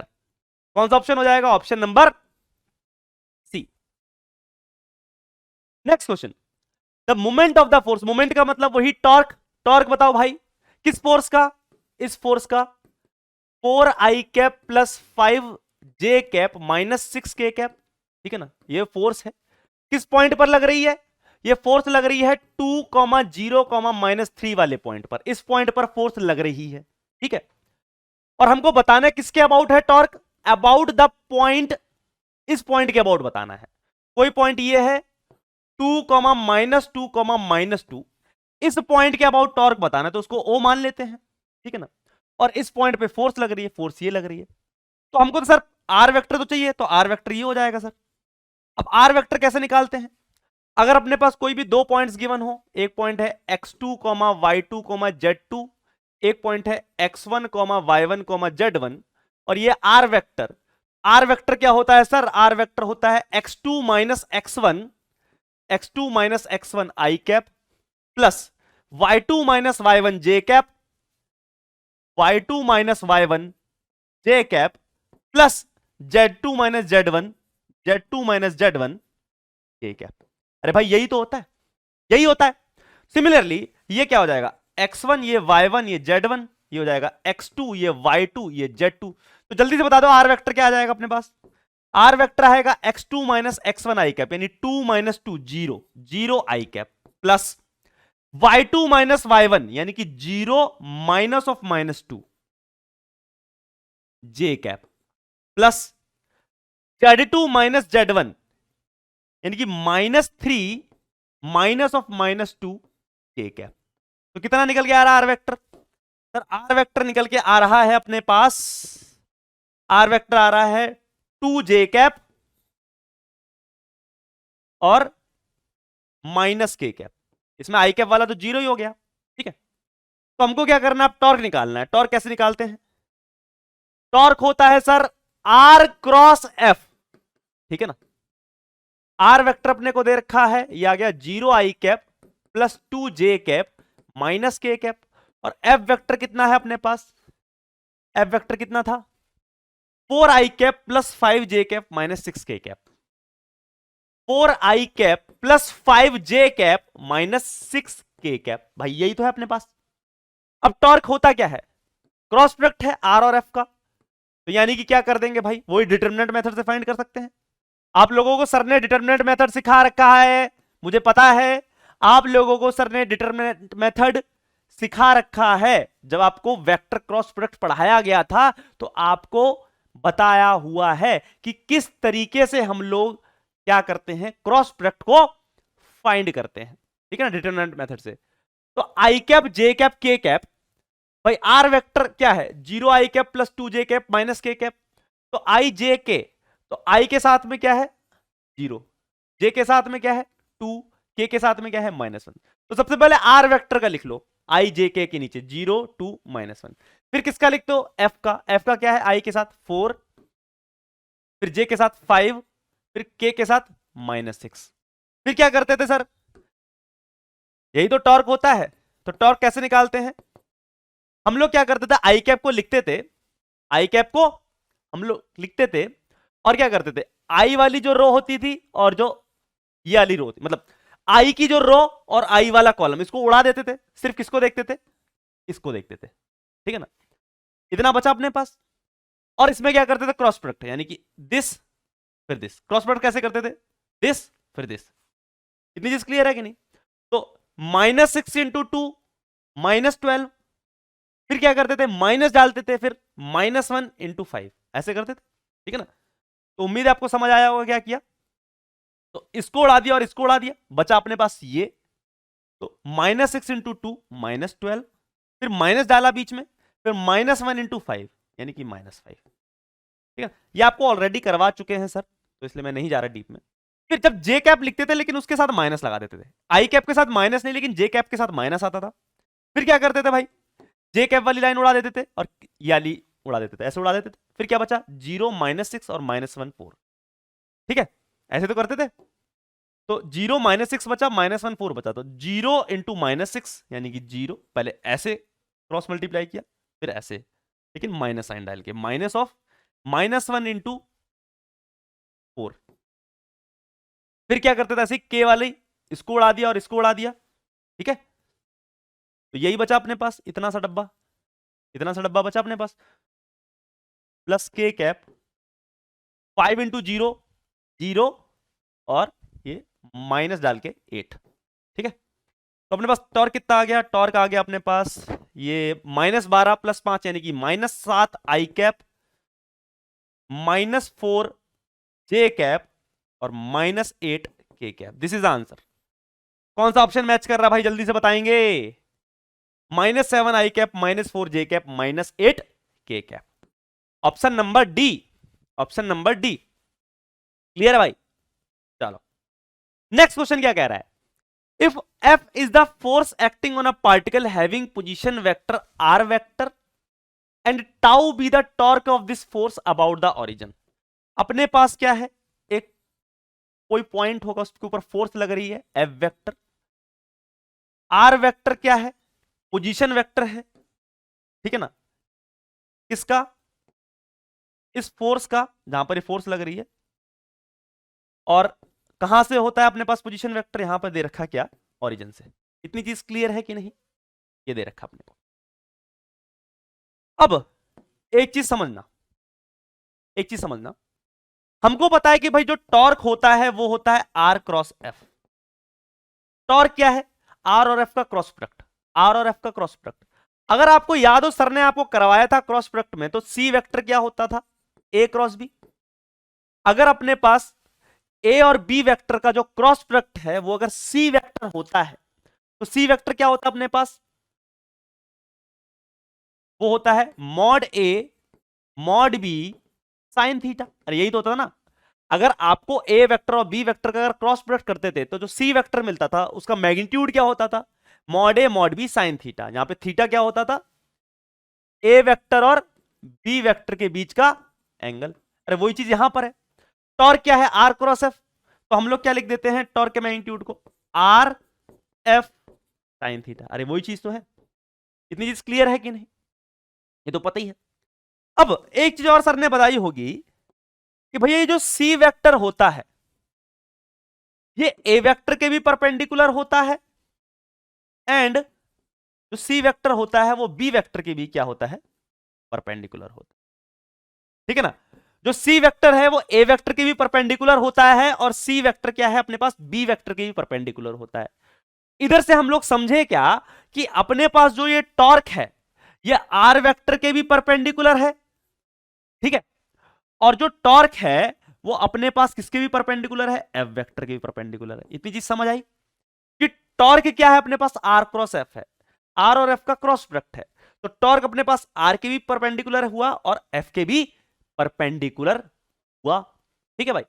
अब देखो अब हमको पता है कि टॉर्क आर के परपेंडिकुलर है, ठीक है ना। तो are dot tau, dot dot कर रहे हैं हम लोग, क्या कर रहे हैं यहां पे, डॉट कर रहे हैं, यहां पे क्या कर रहे हैं, डॉट कर रहे हैं, किसका, आर वेक्टर और टॉर्क का, आर वेक्टर और टॉर्क का। और हमको पता है किन्हीं भी दो वेक्टर्स जो कि आपस में परपेंडिकुलर, उनका डॉट प्रोडक्ट क्या होता है, जीरो होता है। हमको पता है टॉर्क और आर वेक्टर परपेंडिकुलर है, तो इसलिए आर डॉट टाउ क्या आएगा, जीरो आएगा। सही है कि नहीं है, बिल्कुल सही है, ठीक है। दूसरा, टॉर्क और फोर्स ये भी आपस में परपेंडिकुलर है, तो एफ और टाउ का भी डॉट क्या आएगा, जीरो आएगा, बिल्कुल सही है। तो ये दोनों सही है, इसका मतलब ये ऑप्शन क्या है, एकदम सही है, ठीक है। R dot tau not equal to zero, भाई आर और टाउ आपस में परपेंडिकुलर है, ये नॉट इक्वल टू जीरो तो गलत है भाई, डॉट प्रोडक्ट जीरो होता है दो परपेंडिकुलर वेक्टर्स का।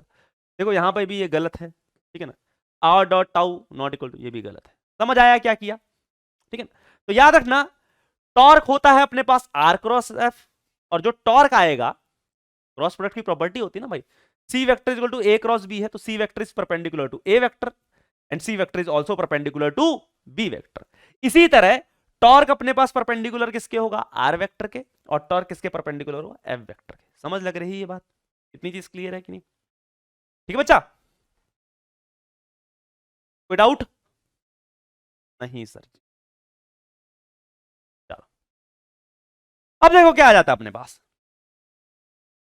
अब आ जाता है अपने पास टॉर्क का एप्लीकेशन। टॉर्क निकालना देख लिया भाई, टॉर्क निकालते कैसे हैं, टॉर्क क्या होता है, R cross F, R F sine theta, या आर परपेंडिकुलर एफ ले लो, या आर एफ परपेंडिकुलर ले लो, तीनों में से जो मर्जी फॉर्मूला लगाना आप लगा लो, ठीक है ना। या तो अपने को R vector I cap J cap K cap में दे रखा है, F vector I cap J cap K cap में दे रखा है, तो आर क्रॉस एफ कर लिया, ठीक है ना, वेक्टर प्रोडक्ट लगा लिया, या बोल लो क्रॉस प्रोडक्ट लगा लिया, ये हम लोगों को आता है। तो टॉर्क निकालना सीख गए। अब टॉर्क का एप्लीकेशन देखो कैसे। तो अब अपने पास बात हो रही किसकी, स्टैटिक इक्विलिब्रियम। इक्विलिब्रियम का मतलब क्या होता है सर, इक्विलिब्रियम का मतलब क्या होता है सर, इक्विलिब्रियम का मतलब क्या होता है सर, इक्विलिब्रियम का मतलब होता है जहां पर नेट फोर्स भी जीरो हो और नेट टॉर्क भी जीरो हो, नेट फोर्स भी जीरो हो और नेट टॉर्क भी जीरो हो। इतनी चीज क्लियर है कि नहीं, तो उसको हम लोग क्या कहते हैं, इक्विलिब्रियम कहते हैं। इक्विलिब्रियम का मतलब होता है, इक्विलिब्रियम का जो मतलब होता है वो होता है कि जहां पर नेट फोर्स भी जीरो हो बॉडी पर या सिस्टम पर। अगर अपने पास एक सिस्टम है, इसमें बहुत सारे पार्टिकल या कोई बॉडी है, उसके ऊपर बहुत सारी फोर्सेस लग रही हैं, लेकिन उसका नेट क्या है, जीरो है, ठीक है। और उस बॉडी पर जो बहुत सारी फोर्सेस लग रही हैं, उन सारी फोर्सेस का जो नेट टॉर्क है, नेट टॉर्क है किसी पॉइंट के अबाउट, वो क्या है, जीरो है, तो हम लोग बोलते हैं बॉडी क्या है, इक्विलिब्रियम में। नेट फोर्स जीरो, इसका मतलब बॉडी क्या है, ट्रांसलेशनल इक्विलिब्रियम में, ठीक है ना, ट्रांसलेशनल इक्विलिब्रियम में। और नेट टॉर्क जीरो हो, यानी कि बॉडी में नेट कोई घुमाऊ इफेक्ट नहीं, तो इसका मतलब बॉडी किस में है, रोटेशनल इक्विलिब्रियम में, रोटेशनल इक्विलिब्रियम। कोई दिक्कत, तो यह है मतलब अपने पास इक्विलिब्रियम का। तो इक्विलिब्रियम जब भी लिखा हो, इसका मतलब नेट फोर्स भी जीरो है बॉडी पर और नेट टॉर्क भी जीरो है अपने पास बॉडी पर। इतनी चीज क्लियर है कि नहीं, ये चीज समझ लग रही है। चलो अब कुछ देखो सवाल देखते हैं। A rod of weight W is supported by two parallel knife edges A and B and is in equilibrium in a horizontal position। एक कोई रॉड अपने को दे रखी है जो कि किसमें है, हॉरिजॉन्टल पोजीशन में, इक्विलिब्रियम में है। किसकी वजह से, दो चाकुओं की वजह से, दो नाइफ्स की वजह से। चाकू जानते हो ना, चाकू, दो नाइफ्स की वजह से क्या है, हॉरिजॉन्टल पड़ी हुई है और इक्विलिब्रियम में है। इक्विलिब्रियम का मतलब क्या हुआ, यानी कि नेट फोर्स भी जीरो है रॉड के ऊपर और नेट टॉर्क भी क्या है, जीरो है।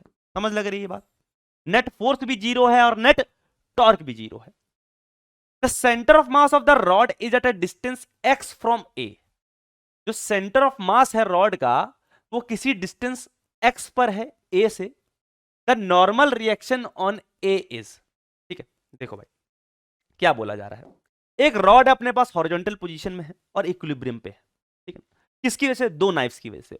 और उन दोनों नाइफ्स के बीच का डिस्टेंस क्या है? डी है। समझो एक नाइफ ये हो गई और एक नाइफ ये हो गई। ये क्या है? सेंटर ऑफ मास, मान लेते हैं सेंटर ऑफ मास, ठीक है। तो रॉड का वेट कहां पर लग रहा होगा बेटा? वेट तो सेंटर ऑफ मास पे लगता है, तो वेट लग रहा होगा डब्ल्यू सेंटर ऑफ मास पे। इतनी चीज क्लियर है कि नहीं? अब मेरे जो नाइफ है उसको मैंने ऐसे बना लिया, ये चाकू, अपने एक ये चाकू, ठीक है ना, और एक ये चाकू, इस तरीके से दो चाकू बना लिए मैंने, ठीक है। इतनी चीज क्लियर है कि नहीं? ये ए वाली चाकू है, ये बी वाली चाकू है, और दोनों चाकुओं के बीच में जो गैप है वो कितने का है? सर जी दोनों चाकुओं के बीच का जो गैप है वो है डी, ठीक है। और ये भी बता रखा है कि जो ए वाली चाकू है वो सेंटर ऑफ मास से कितनी दूरी पर है? वो है एक्स की दूरी पर। तो आपसे पूछा क्या गया है? The normal reaction on A is, the normal reaction on A is, normal reaction बताओ ए पर क्या होगा? इतनी चीज क्लियर है कि नहीं? ठीक है, तो भाई देखो ये हो जाएगा अपने पास, इसको मान लेते हैं नॉर्मल रिएक्शन N1। ये जो चाकू दे रही होगी ये दे रही होगी कुछ N2। बेटा ये नॉर्मल N1 और N2 दोनों सेम होंगे ये जरूरी नहीं है, क्योंकि हमको नहीं पता भाई कितने कितने डिस्टेंस पर रखी है सेंटर ऑफ मास से। ये तो x रखी है, ठीक है ना, तो ये d माइनस एक्स। अब ये नहीं पता कि भाई ये डिस्टेंस और ये डिस्टेंस दोनों क्या है? सेम है। अगर ये x है, दोनों के बीच का डिस्टेंस d है, तो ये कितना हो जाएगा अपने पास? ये गैप कितना हो जाएगा अपने पास? ये हो जाएगा सर d माइनस एक्स। तो हमको ये नहीं पता है कि ये x और d माइनस एक्स दोनों बराबर हैं ये अलग अलग। अगर दोनों बराबर होंगे तो ये नॉर्मल दोनों सेम हो जाते। अब नहीं पता तो इसको N1 मान लिया, इसको N2 मान लिया। इतनी चीज क्लियर है कि नहीं? अब हमारे पास ये सिचुएशन है, हमको पता है कि अगर ये रॉड इक्विलिब्रियम में है तो इसका मतलब नेट फोर्स जीरो है। नेट फोर्स जीरो का मतलब नेट हॉरिजॉन्टल की फोर्स जीरो है और नेट वर्टिकल की फोर्स जीरो है। हॉरिजॉन्टल में तो कोई फोर्स लग नहीं रही है और वर्टिकल में फोर्सेस लग रही हैं, लेकिन उनका भी क्या होगा? Net zero. यानी कि N1 और N2 जो ऊपर की तरफ लग रही है वो किसके बराबर होंगी? W के बराबर। तभी तो नेट फोर्स जीरो कर दी मैंने, ऊपर की फोर्स बराबर नीचे की फोर्स। अब क्या करना है? नेट टॉर्क को जीरो करना है, नेट टॉर्क को जीरो करना है। अब देखो बेटा, आपने नेट टॉर्क को जीरो करना है, तो जब आपको नेट टॉर्क को जीरो करना है, टॉर्क तो आप किसी पॉइंट के अबाउट निकालते हो या किसी एक्सिस के अबाउट, तो आप किसके अबाउट निकालोगे? ठीक है ना, सबसे पहले तो ये रहता है। तो आप किसी के अबाउट भी निकाल लो, किसी के अबाउट, जिसके मर्जी आप अबाउट निकालना चाहते निकाल लो, आपकी मर्जी है। और उसके अबाउट नेट टॉर्क को क्या कर दो? जीरो कर दो।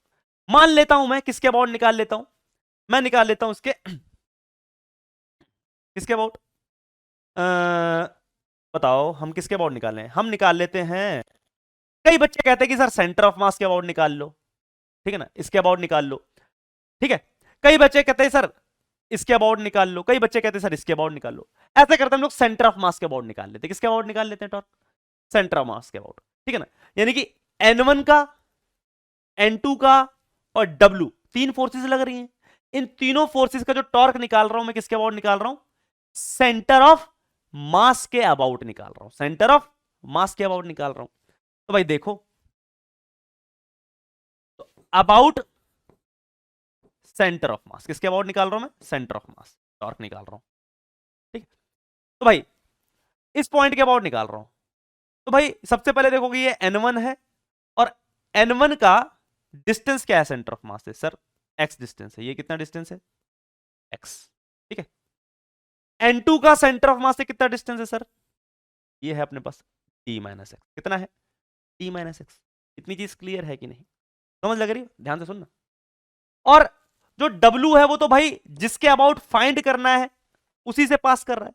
तो मैंने अभी आपको क्या बताया था, अगर तो कोई फोर्स उसी पॉइंट से पास करे जिसके अबाउट अपने को क्या निकालना हो? टॉर्क निकालना हो, तो उसका टॉर्क क्या होता है?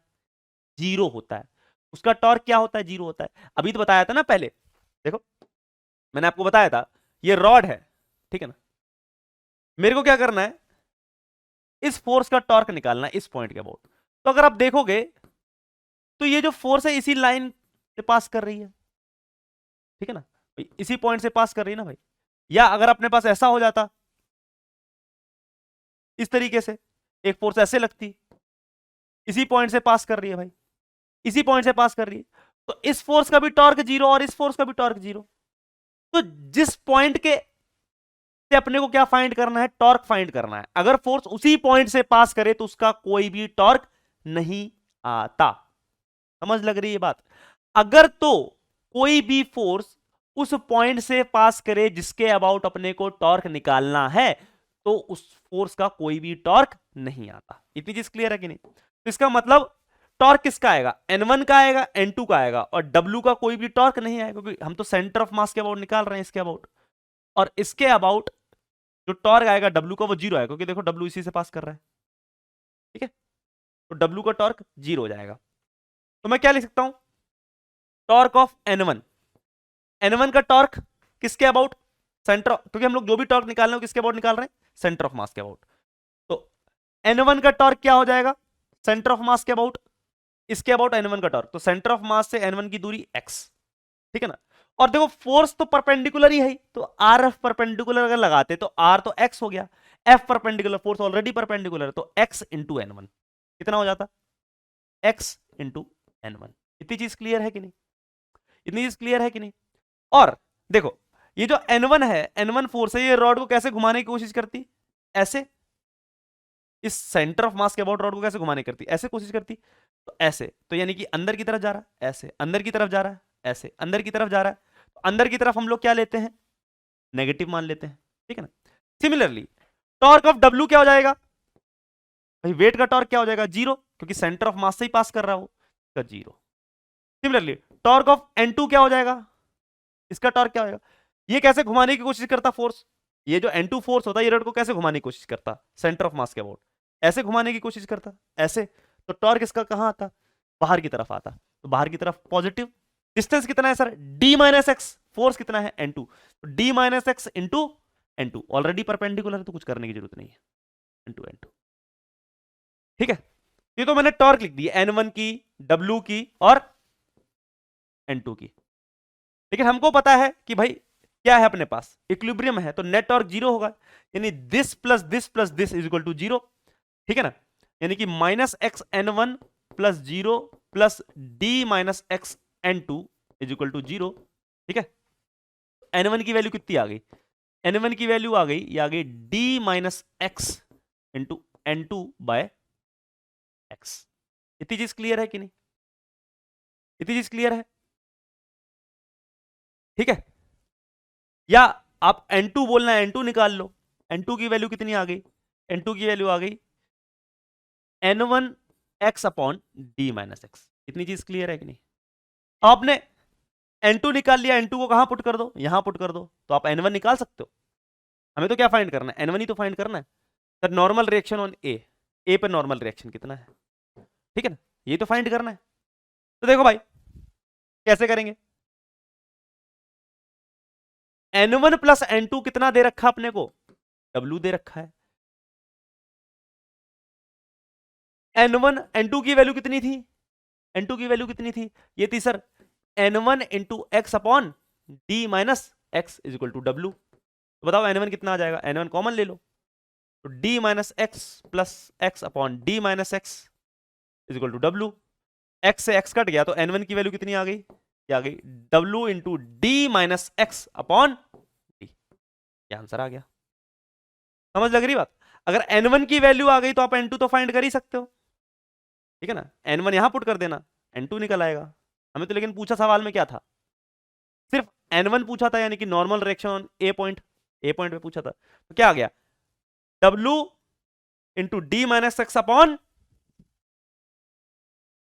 डी, ठीक है ना, अपॉन डी। इतनी चीज क्लियर है कि नहीं? तो option number D is our final answer. चलो भाई नेक्स्ट सवाल देखो। ऐसे ही करना है, जब भी इक्विलिब्रियम है तो यानी कि net force zero, net torque zero, बात खत्म, ठीक है? अब देखो क्वेश्चन क्या है, the value of mass m so that the rod will be in equilibrium. Rod तो क्या है अपने पास, मासलेस है। ये जो रॉड दिखाई पड़ रही है आपको, ये ये तो मासलेस, इसका कोई मास नहीं है, मासलेस। अपने से बोला क्या गया है, the value of mass M, इसके मास एम की वैल्यू क्या हो ताकि अपने पास ये इक्विलिब्रियम में रहे, यानी कि नेट फोर्स जीरो रहे, नेट फोर्स भी जीरो रहे और नेट टॉर्क भी जीरो रहे। इतनी चीज क्लियर है कि नहीं, ये चीज समझ लग रही बात। अब बताओ फोर्सेस कौन कौन सी आ रही होंगी सर। फोर्स एक तो यहां पे आ रही होगी भाई, ये 6 kg का वेट है, एक तो ये फोर्स आ रही होगी, ठीक है ना, वेट वाली फोर्स। एक ये फोर्स आ रही होगी, कितना 6 kg वेट है तो 60, और यहां पर कितना m इंटू जी की वैल्यू 10 होती है तो 10m, एक ये फोर्स आ रही होगी। एक तो 60 आ रही होगी फोर्स, और एक क्या आ रही होगी m इंटू 10, mg होता ना, तो 10 इंटू m, एक ये फोर्स आ रही होगी। तो एक ये वाला ब्लॉक फोर्स लगा रहा होगा 60 की रॉड पे, एक इधर से 10m की लग रही होगी। हमें ये m फाइंड करना है, बेसिकली क्या फाइंड करना है, m फाइंड करना है। अपने को बताया कि नेट फोर्स जीरो है, नेट टॉर्क जीरो है, क्योंकि इक्विलिब्रियम है। कर दो भाई, ठीक है ना, कर दो भाई, कर दो जल्दी से। अब ये जो अपने पास है, ये क्या कर रहा होगा, ये क्या कर रहा होगा, ये कुछ फोर्स लगा रहा होगा, ये कुछ फोर्स लगा रहा होगा। तो मान लेते हैं कुछ फोर्स लगा रहा है, कुछ नॉर्मल रिएक्शन लगा रहा है n, ठीक है ना। तो सबसे पहले net force zero, net force zero का मतलब क्या हो गया अपने पास, नेट फोर्स जीरो का मतलब क्या हो गया, ऊपर वाली फोर्स बराबर नीचे वाली फोर्स, ऊपर वाली फोर्स क्या है n, ठीक है ना, बराबर किसके होगा वो, नीचे वाली फोर्स, नीचे क्या है 60 और 10m, तो 60 प्लस 10m, ठीक है ना, एक इक्वेशन ये बन गई नेट फोर्स वाली से। फिर क्या कर दो, नेट टॉर्क जीरो, ठीक है। अब टॉर्क तो सर किसी पॉइंट के अबाउट फाइंड करनी पड़ती है, किसके अबाउट फाइंड करें, इसके अबाउट फाइंड कर लेते हैं, ठीक है ना, इसके अबाउट फाइंड कर लेते हैं, ये जो सी पॉइंट है, ठीक है ना, दिखाई पड़ रहा है सी पॉइंट, ये जो सी पॉइंट है, ये जो सी पॉइंट है, इसके अबाउट फाइंड कर लेते हैं, ठीक है ना, जहां पर ये लगा हुआ अपने पास वेज लगा हुआ, इसके अबाउट फाइंड कर लेते हैं, ठीक है। तो सर अगर इसके अबाउट टॉर्क फाइंड करेंगे तो नॉर्मल का टॉर्क क्या हो जाएगा, सर जी नॉर्मल तो इसी से पास कर रहा है, तो इसका तो टॉर्क जीरो हो गया। यानी अगर मैं अबाउट सी फाइंड कर रहा हूं टॉर्क को, ठीक है, तो टॉर्क ऑफ नॉर्मल तो क्या हो गया, जीरो हो गया। टॉर्क ऑफ 60 kg कितना हो जाएगा, 60 kg वाली फोर्स का टॉर्क कितना हो जाएगा सर, 60 वाली का टॉर्क। ये अपने पास डिस्टेंस कितना है 20 सेंटीमीटर, तो 0.2 मीटर, ठीक है ना, 0.2, और फोर्स तो परपेंडिकुलर है ही डिस्टेंस के, तो कुछ नहीं करना, 60 इंटू 0.2 कितना हो गया, 60 इंटू 0.2 तो कितना हो गया 12 न्यूटन मीटर, ठीक है। इतनी चीज क्लियर है कि नहीं, इतनी चीज क्लियर है कि नहीं।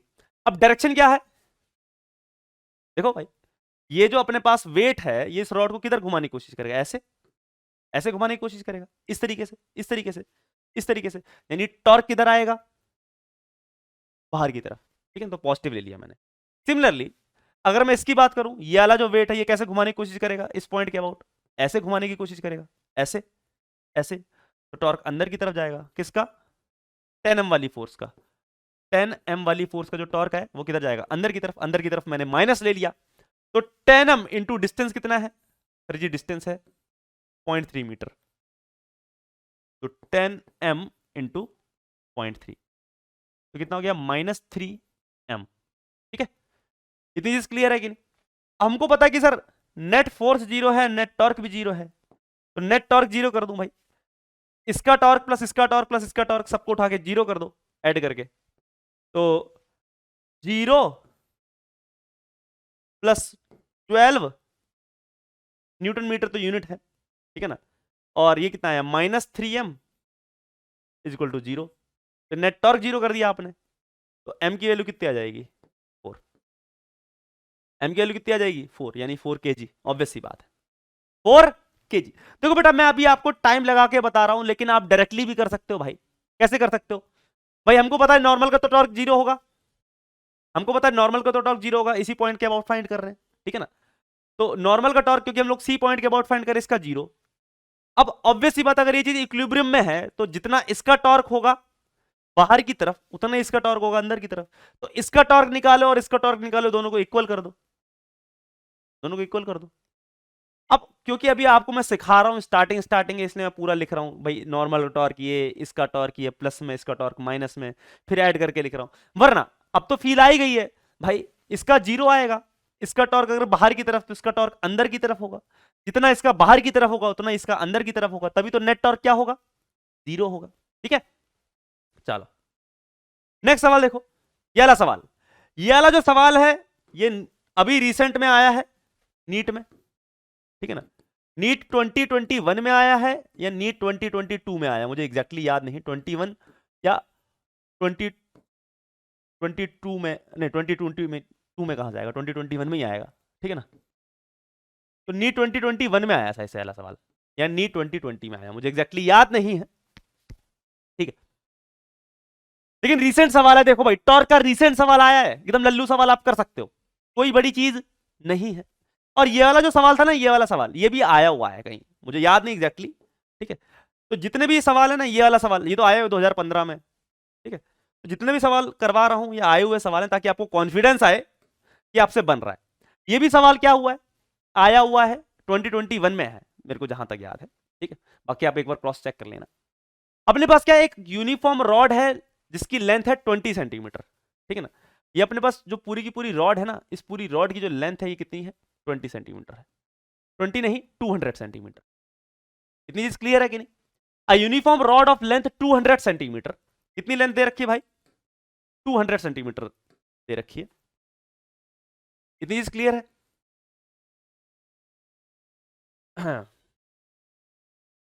बढ़िया से बना देते हैं, ये लो 200 सेंटीमीटर इसकी टोटल लेंथ है।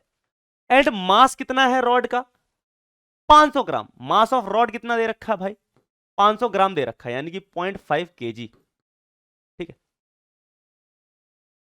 इज बैलेंस्ड, बैलेंस्ड है, बैलेंस्ड मतलब इक्विलिब्रियम में है, और ना वेज, ये ऐसे कर रखा है, देखो वेज दिखा रखा है, प्लेस्ड एट 40 सेंटीमीटर मार्क, यहां पर है प्लेस्ड, ये 40 सेंटीमीटर है, कितनी दूरी पर है ये, 40 सेंटीमीटर, ये जो दूरी है ये कितनी है, 40 सेंटीमीटर, ठीक है।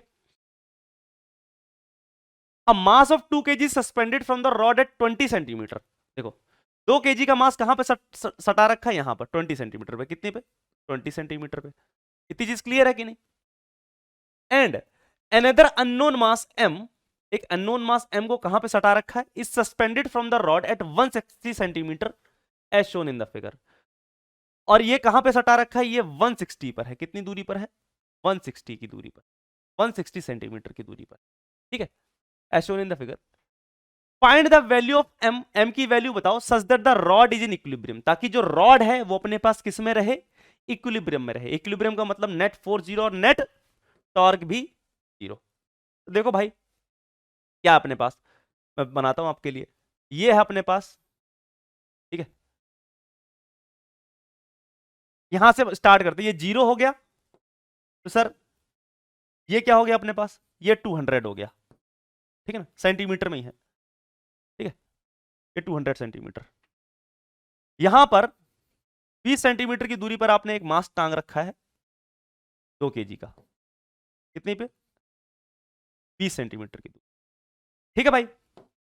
फिर क्या है, 40 सेंटीमीटर की दूरी पर, यहां पर 40 सेंटीमीटर की दूरी पर, ये 0 से स्टार्ट है, यहां से 40 सेंटीमीटर की दूरी पर वेज लगा हुआ है, और फिर 160 सेंटीमीटर की दूरी पर, 160 सेंटीमीटर की दूरी पर आपने एक एम मास लटका रखा है। अब सर रॉड के पास भी मास है, तो रॉड का मास कहां पे होगा, उसके सेंटर ऑफ मास पे। अगर 200 सेंटीमीटर की रॉड है अपने पास, सेंटर ऑफ मास कहां पे होगा, बीच में होगा कहीं, यहां पर, कहां पर, ये होगा रॉड का सेंटर ऑफ मास, ये, ठीक है। यहां पर रॉड का वेट लग रहा होगा, ठीक है ना, यानी कि 0.5 इंटू जी, रॉड का वेट 0.5 इंटू जी। और ये क्या होगा भाई, 200 सेंटीमीटर की रॉड है, तो सेंटर ऑफ मास कहां पे रॉड का, 100 सेंटीमीटर। इतनी चीज क्लियर है कि नहीं।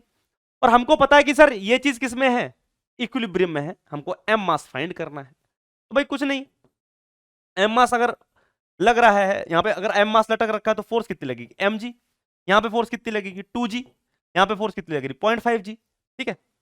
दूसरी चीज क्या, यहां पर एक नॉर्मल लग रहा होगा भाई, यहां पे नॉर्मल लगा देते हैं भाई, ये जो वेज है ये कुछ नॉर्मल लगा रहा होगा, कुछ नॉर्मल n मान लेते हैं।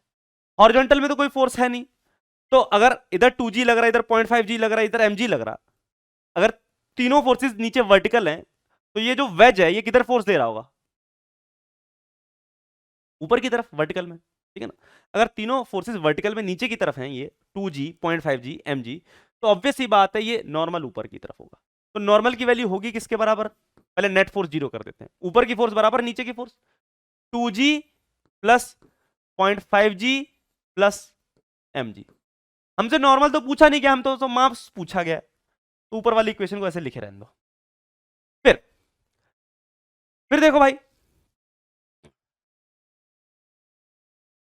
इस वेज को, ये जो वेज जहां पर लगा हुआ है, इसको पॉइंट P मान लेते हैं। कौन सा पॉइंट मान लेते हैं? P पॉइंट, ठीक है ना, ये P पॉइंट, इसको पॉइंट P मान लेते हैं। अब हम लोगों को क्या करना है, ये तो नेट फोर्स जीरो कर दी मैंने, ऊपर की फोर्स बराबर नीचे की force, normal equal to 2G plus 0.5G plus mg। अब हमको क्या करना है भाई? अब हमको है ना नेट टॉर्क जीरो करना है। ये तो नेट फोर्स जीरो कर दी मैंने, नेट फोर्स जीरो, ठीक है भाई। क्या जीरो किया मैंने? नेट फोर्स जीरो किया। अब क्या कर दो, नेट टॉर्क जीरो कर दो, नेट टॉर्क जीरो कर दो। लेकिन नेट टॉर्क किसके अबाउट? किसके अबाउट? किसी के तो अबाउट निकालोगे। मैं P पॉइंट के अबाउट ही निकाले तो सर, किसके अबाउट? P पॉइंट के अबाउट। नेट टॉर्क किसके अबाउट? P पॉइंट के अबाउट। तो नेट टॉर्क अबाउट P क्या कर रहा हूं मैं? जीरो कर रहा हूं। तो भाई एक चीज बताओ, तो ये जो नॉर्मल है ये तो इसी P पॉइंट से ही पास कर रहा, तो इसका तो टॉर्क जीरो हो गया, नॉर्मल का टॉर्क जीरो हो गया, ठीक है ना। अब टॉर्क किसका बचा सर? 2G का बचा, 0.5G का बचा और mg का बचा, ठीक है ना। तो इनके नेट टॉर्क क्या होने चाहिए? जीरो होने चाहिए। भाई एक चीज बताओ, 2G वाली का टॉर्क कितना आएगा सर? ये दूरी कितनी? ये 20 सेंटीमीटर, ठीक है, 20 सेंटीमीटर। तो 2G फोर्स लग रही है, दूरी कितनी? 20 सेंटीमीटर, मीटर में कर लो तो 0.2 मीटर, ठीक है ना। तो ये 2G वाले का टॉर्क किधर आएगा भाई? 2G ऑब्वियस ही बात है किधर घुमाने की कोशिश करेगा? 2G फोर्स ऐसे लग रही है, तो इस पॉइंट P के अबाउट देखो, इस पॉइंट के अबाउट ये ऐसे घुमाने की कोशिश करेगा, टॉर्क बाहर की तरफ आएगा। पॉजिटिव लिख लिया मैंने, ठीक है। अब 0.5G, तो इस पॉइंट P के अबाउट देखना है, तो भाई इस पॉइंट P के अबाउट देखो, ये फोर्स कैसे घुमाने की कोशिश करेगी? ये 0.5G ऐसे घुमाने की कोशिश करेगी रॉड को, तो टॉर्क अंदर की तरफ, तो नेगेटिव। कितना नेगेटिव में सर? फोर्स हो गई 0.5 इंटू जी, ठीक है ना, इंटू डिस्टेंस कितना है सर? अगर ये पॉइंट 100 है और जो P पॉइंट है वो 40 पे है, तो ये दूरी कितनी रह गई सर? ये 40 सेंटीमीटर पॉइंट P है, 100 सेंटीमीटर सेंटर ऑफ मास है, दूरी कितनी रहेगी? 60 सेंटीमीटर, ठीक है ना, यानी कि 0.6, ठीक है, मीटर। और ये जो mg है ये भी ऐसे घुमाने की कोशिश करेगा इस P पॉइंट के अबाउट, ऐसे ही अंदर की तरफ, तो ये भी माइनस में, तो माइनस mg फोर्स है। दूरी कितनी है P पॉइंट से? भाई किसके अबाउट टॉर्क निकाल रहे? P पॉइंट के अबाउट निकाल रहे हैं। P पॉइंट mg का टॉर्क निकालना, किसके अबाउट निकालना? P पॉइंट के अबाउट निकालना। जो P पॉइंट है वो 40 सेंटीमीटर की दूरी पे है O से, ठीक है ना। और जो mg है वो कितनी दूरी पर है सर? 160 सेंटीमीटर की दूरी पर है। कितनी दूरी पर है? 160 सेंटीमीटर की दूरी पर। भाई जो P पॉइंट है वो O से कितनी दूरी पर है? 40 सेंटीमीटर की दूरी पर। और जो mg है वो O से कितनी दूरी पर है? 160 सेंटीमीटर की दूरी पर। तो जो mg है वो P पॉइंट से कितनी दूरी पर हुआ सर जी? P पॉइंट से जो mg की दूरी हुई वो कितनी हुई? 160 माइनस 40 यानी कि 120 सेंटीमीटर। कितनी हुई? 120 सेंटीमीटर। तो मीटर के हिसाब से कितना हो जाएगा अपने पास? 1.2 मीटर, ठीक है भाई। तो अपने पास क्या आंसर आ जाएगा? इज इक्वल टू क्या कर दो, उठा के जीरो कर दो भाई, नेट टॉर्क उठा के जीरो कर दो, तो क्या आ जाएगा अपने पास? 2G, ठीक है। तो ऐसा करो, पहले जी उड़ा दो, जी उड़ा दिया, तो 2 इंटू 0.2 यानी कि 0.4 माइनस 0.5 इंटू 0.6 यानी कि कितना? 0.3, ठीक है ना, माइनस 0.2, ठीक है ना, 0.2, और ये क्या है? एक तरह से अपने पास 1.2 ही है, ठीक है, 1.2 मीटर है, तो मैंने m लिख दिया था। आप इस m और इसमें m में कंफ्यूज ना हो जाए, इसलिए हटा दो, क्योंकि भाई ये डिस्टेंस कितना है? 120 सेंटीमीटर, तो 1.2 मीटर आएगा ना, 1.2, तो mg into 1.2 is equal to 0 into m है यहां पर। तो बताओ 0.4 माइनस 0.3 कितना हो गया अपने पास? 0.1 हो गया, इक्वल टू 1.2 मीटर। पॉइंट से पॉइंट चला गया, तो m की वैल्यू कितनी आ गई? 1/12 kg। m की वैल्यू कितनी आ गई? 1/12 kg। यानी ऑप्शन नंबर कौन सा हो गया? Option number 2। ऑप्शन नंबर 2, ठीक है। नेक्स्ट देखो, a uniform rod of mass दे रखा अपने को 20 kg is hanging in horizontal position with the help of 2 threads. 2 threads की हेल्प से टंगे हुए हैं, एक ए वाला थ्रेड, एक बी वाला thread. It also supports a 40 kg मास। इस रॉड का जो खुद का वेट है वो 20 kg है, मतलब जो मास है वो कितना है, 20 kg है। और इसने जो वेट लटका रखा है उसका मास कितना है अपने पास, 40 kg है, ठीक है। The tension developed in each thread is, अपने को टेंशन बतानी है।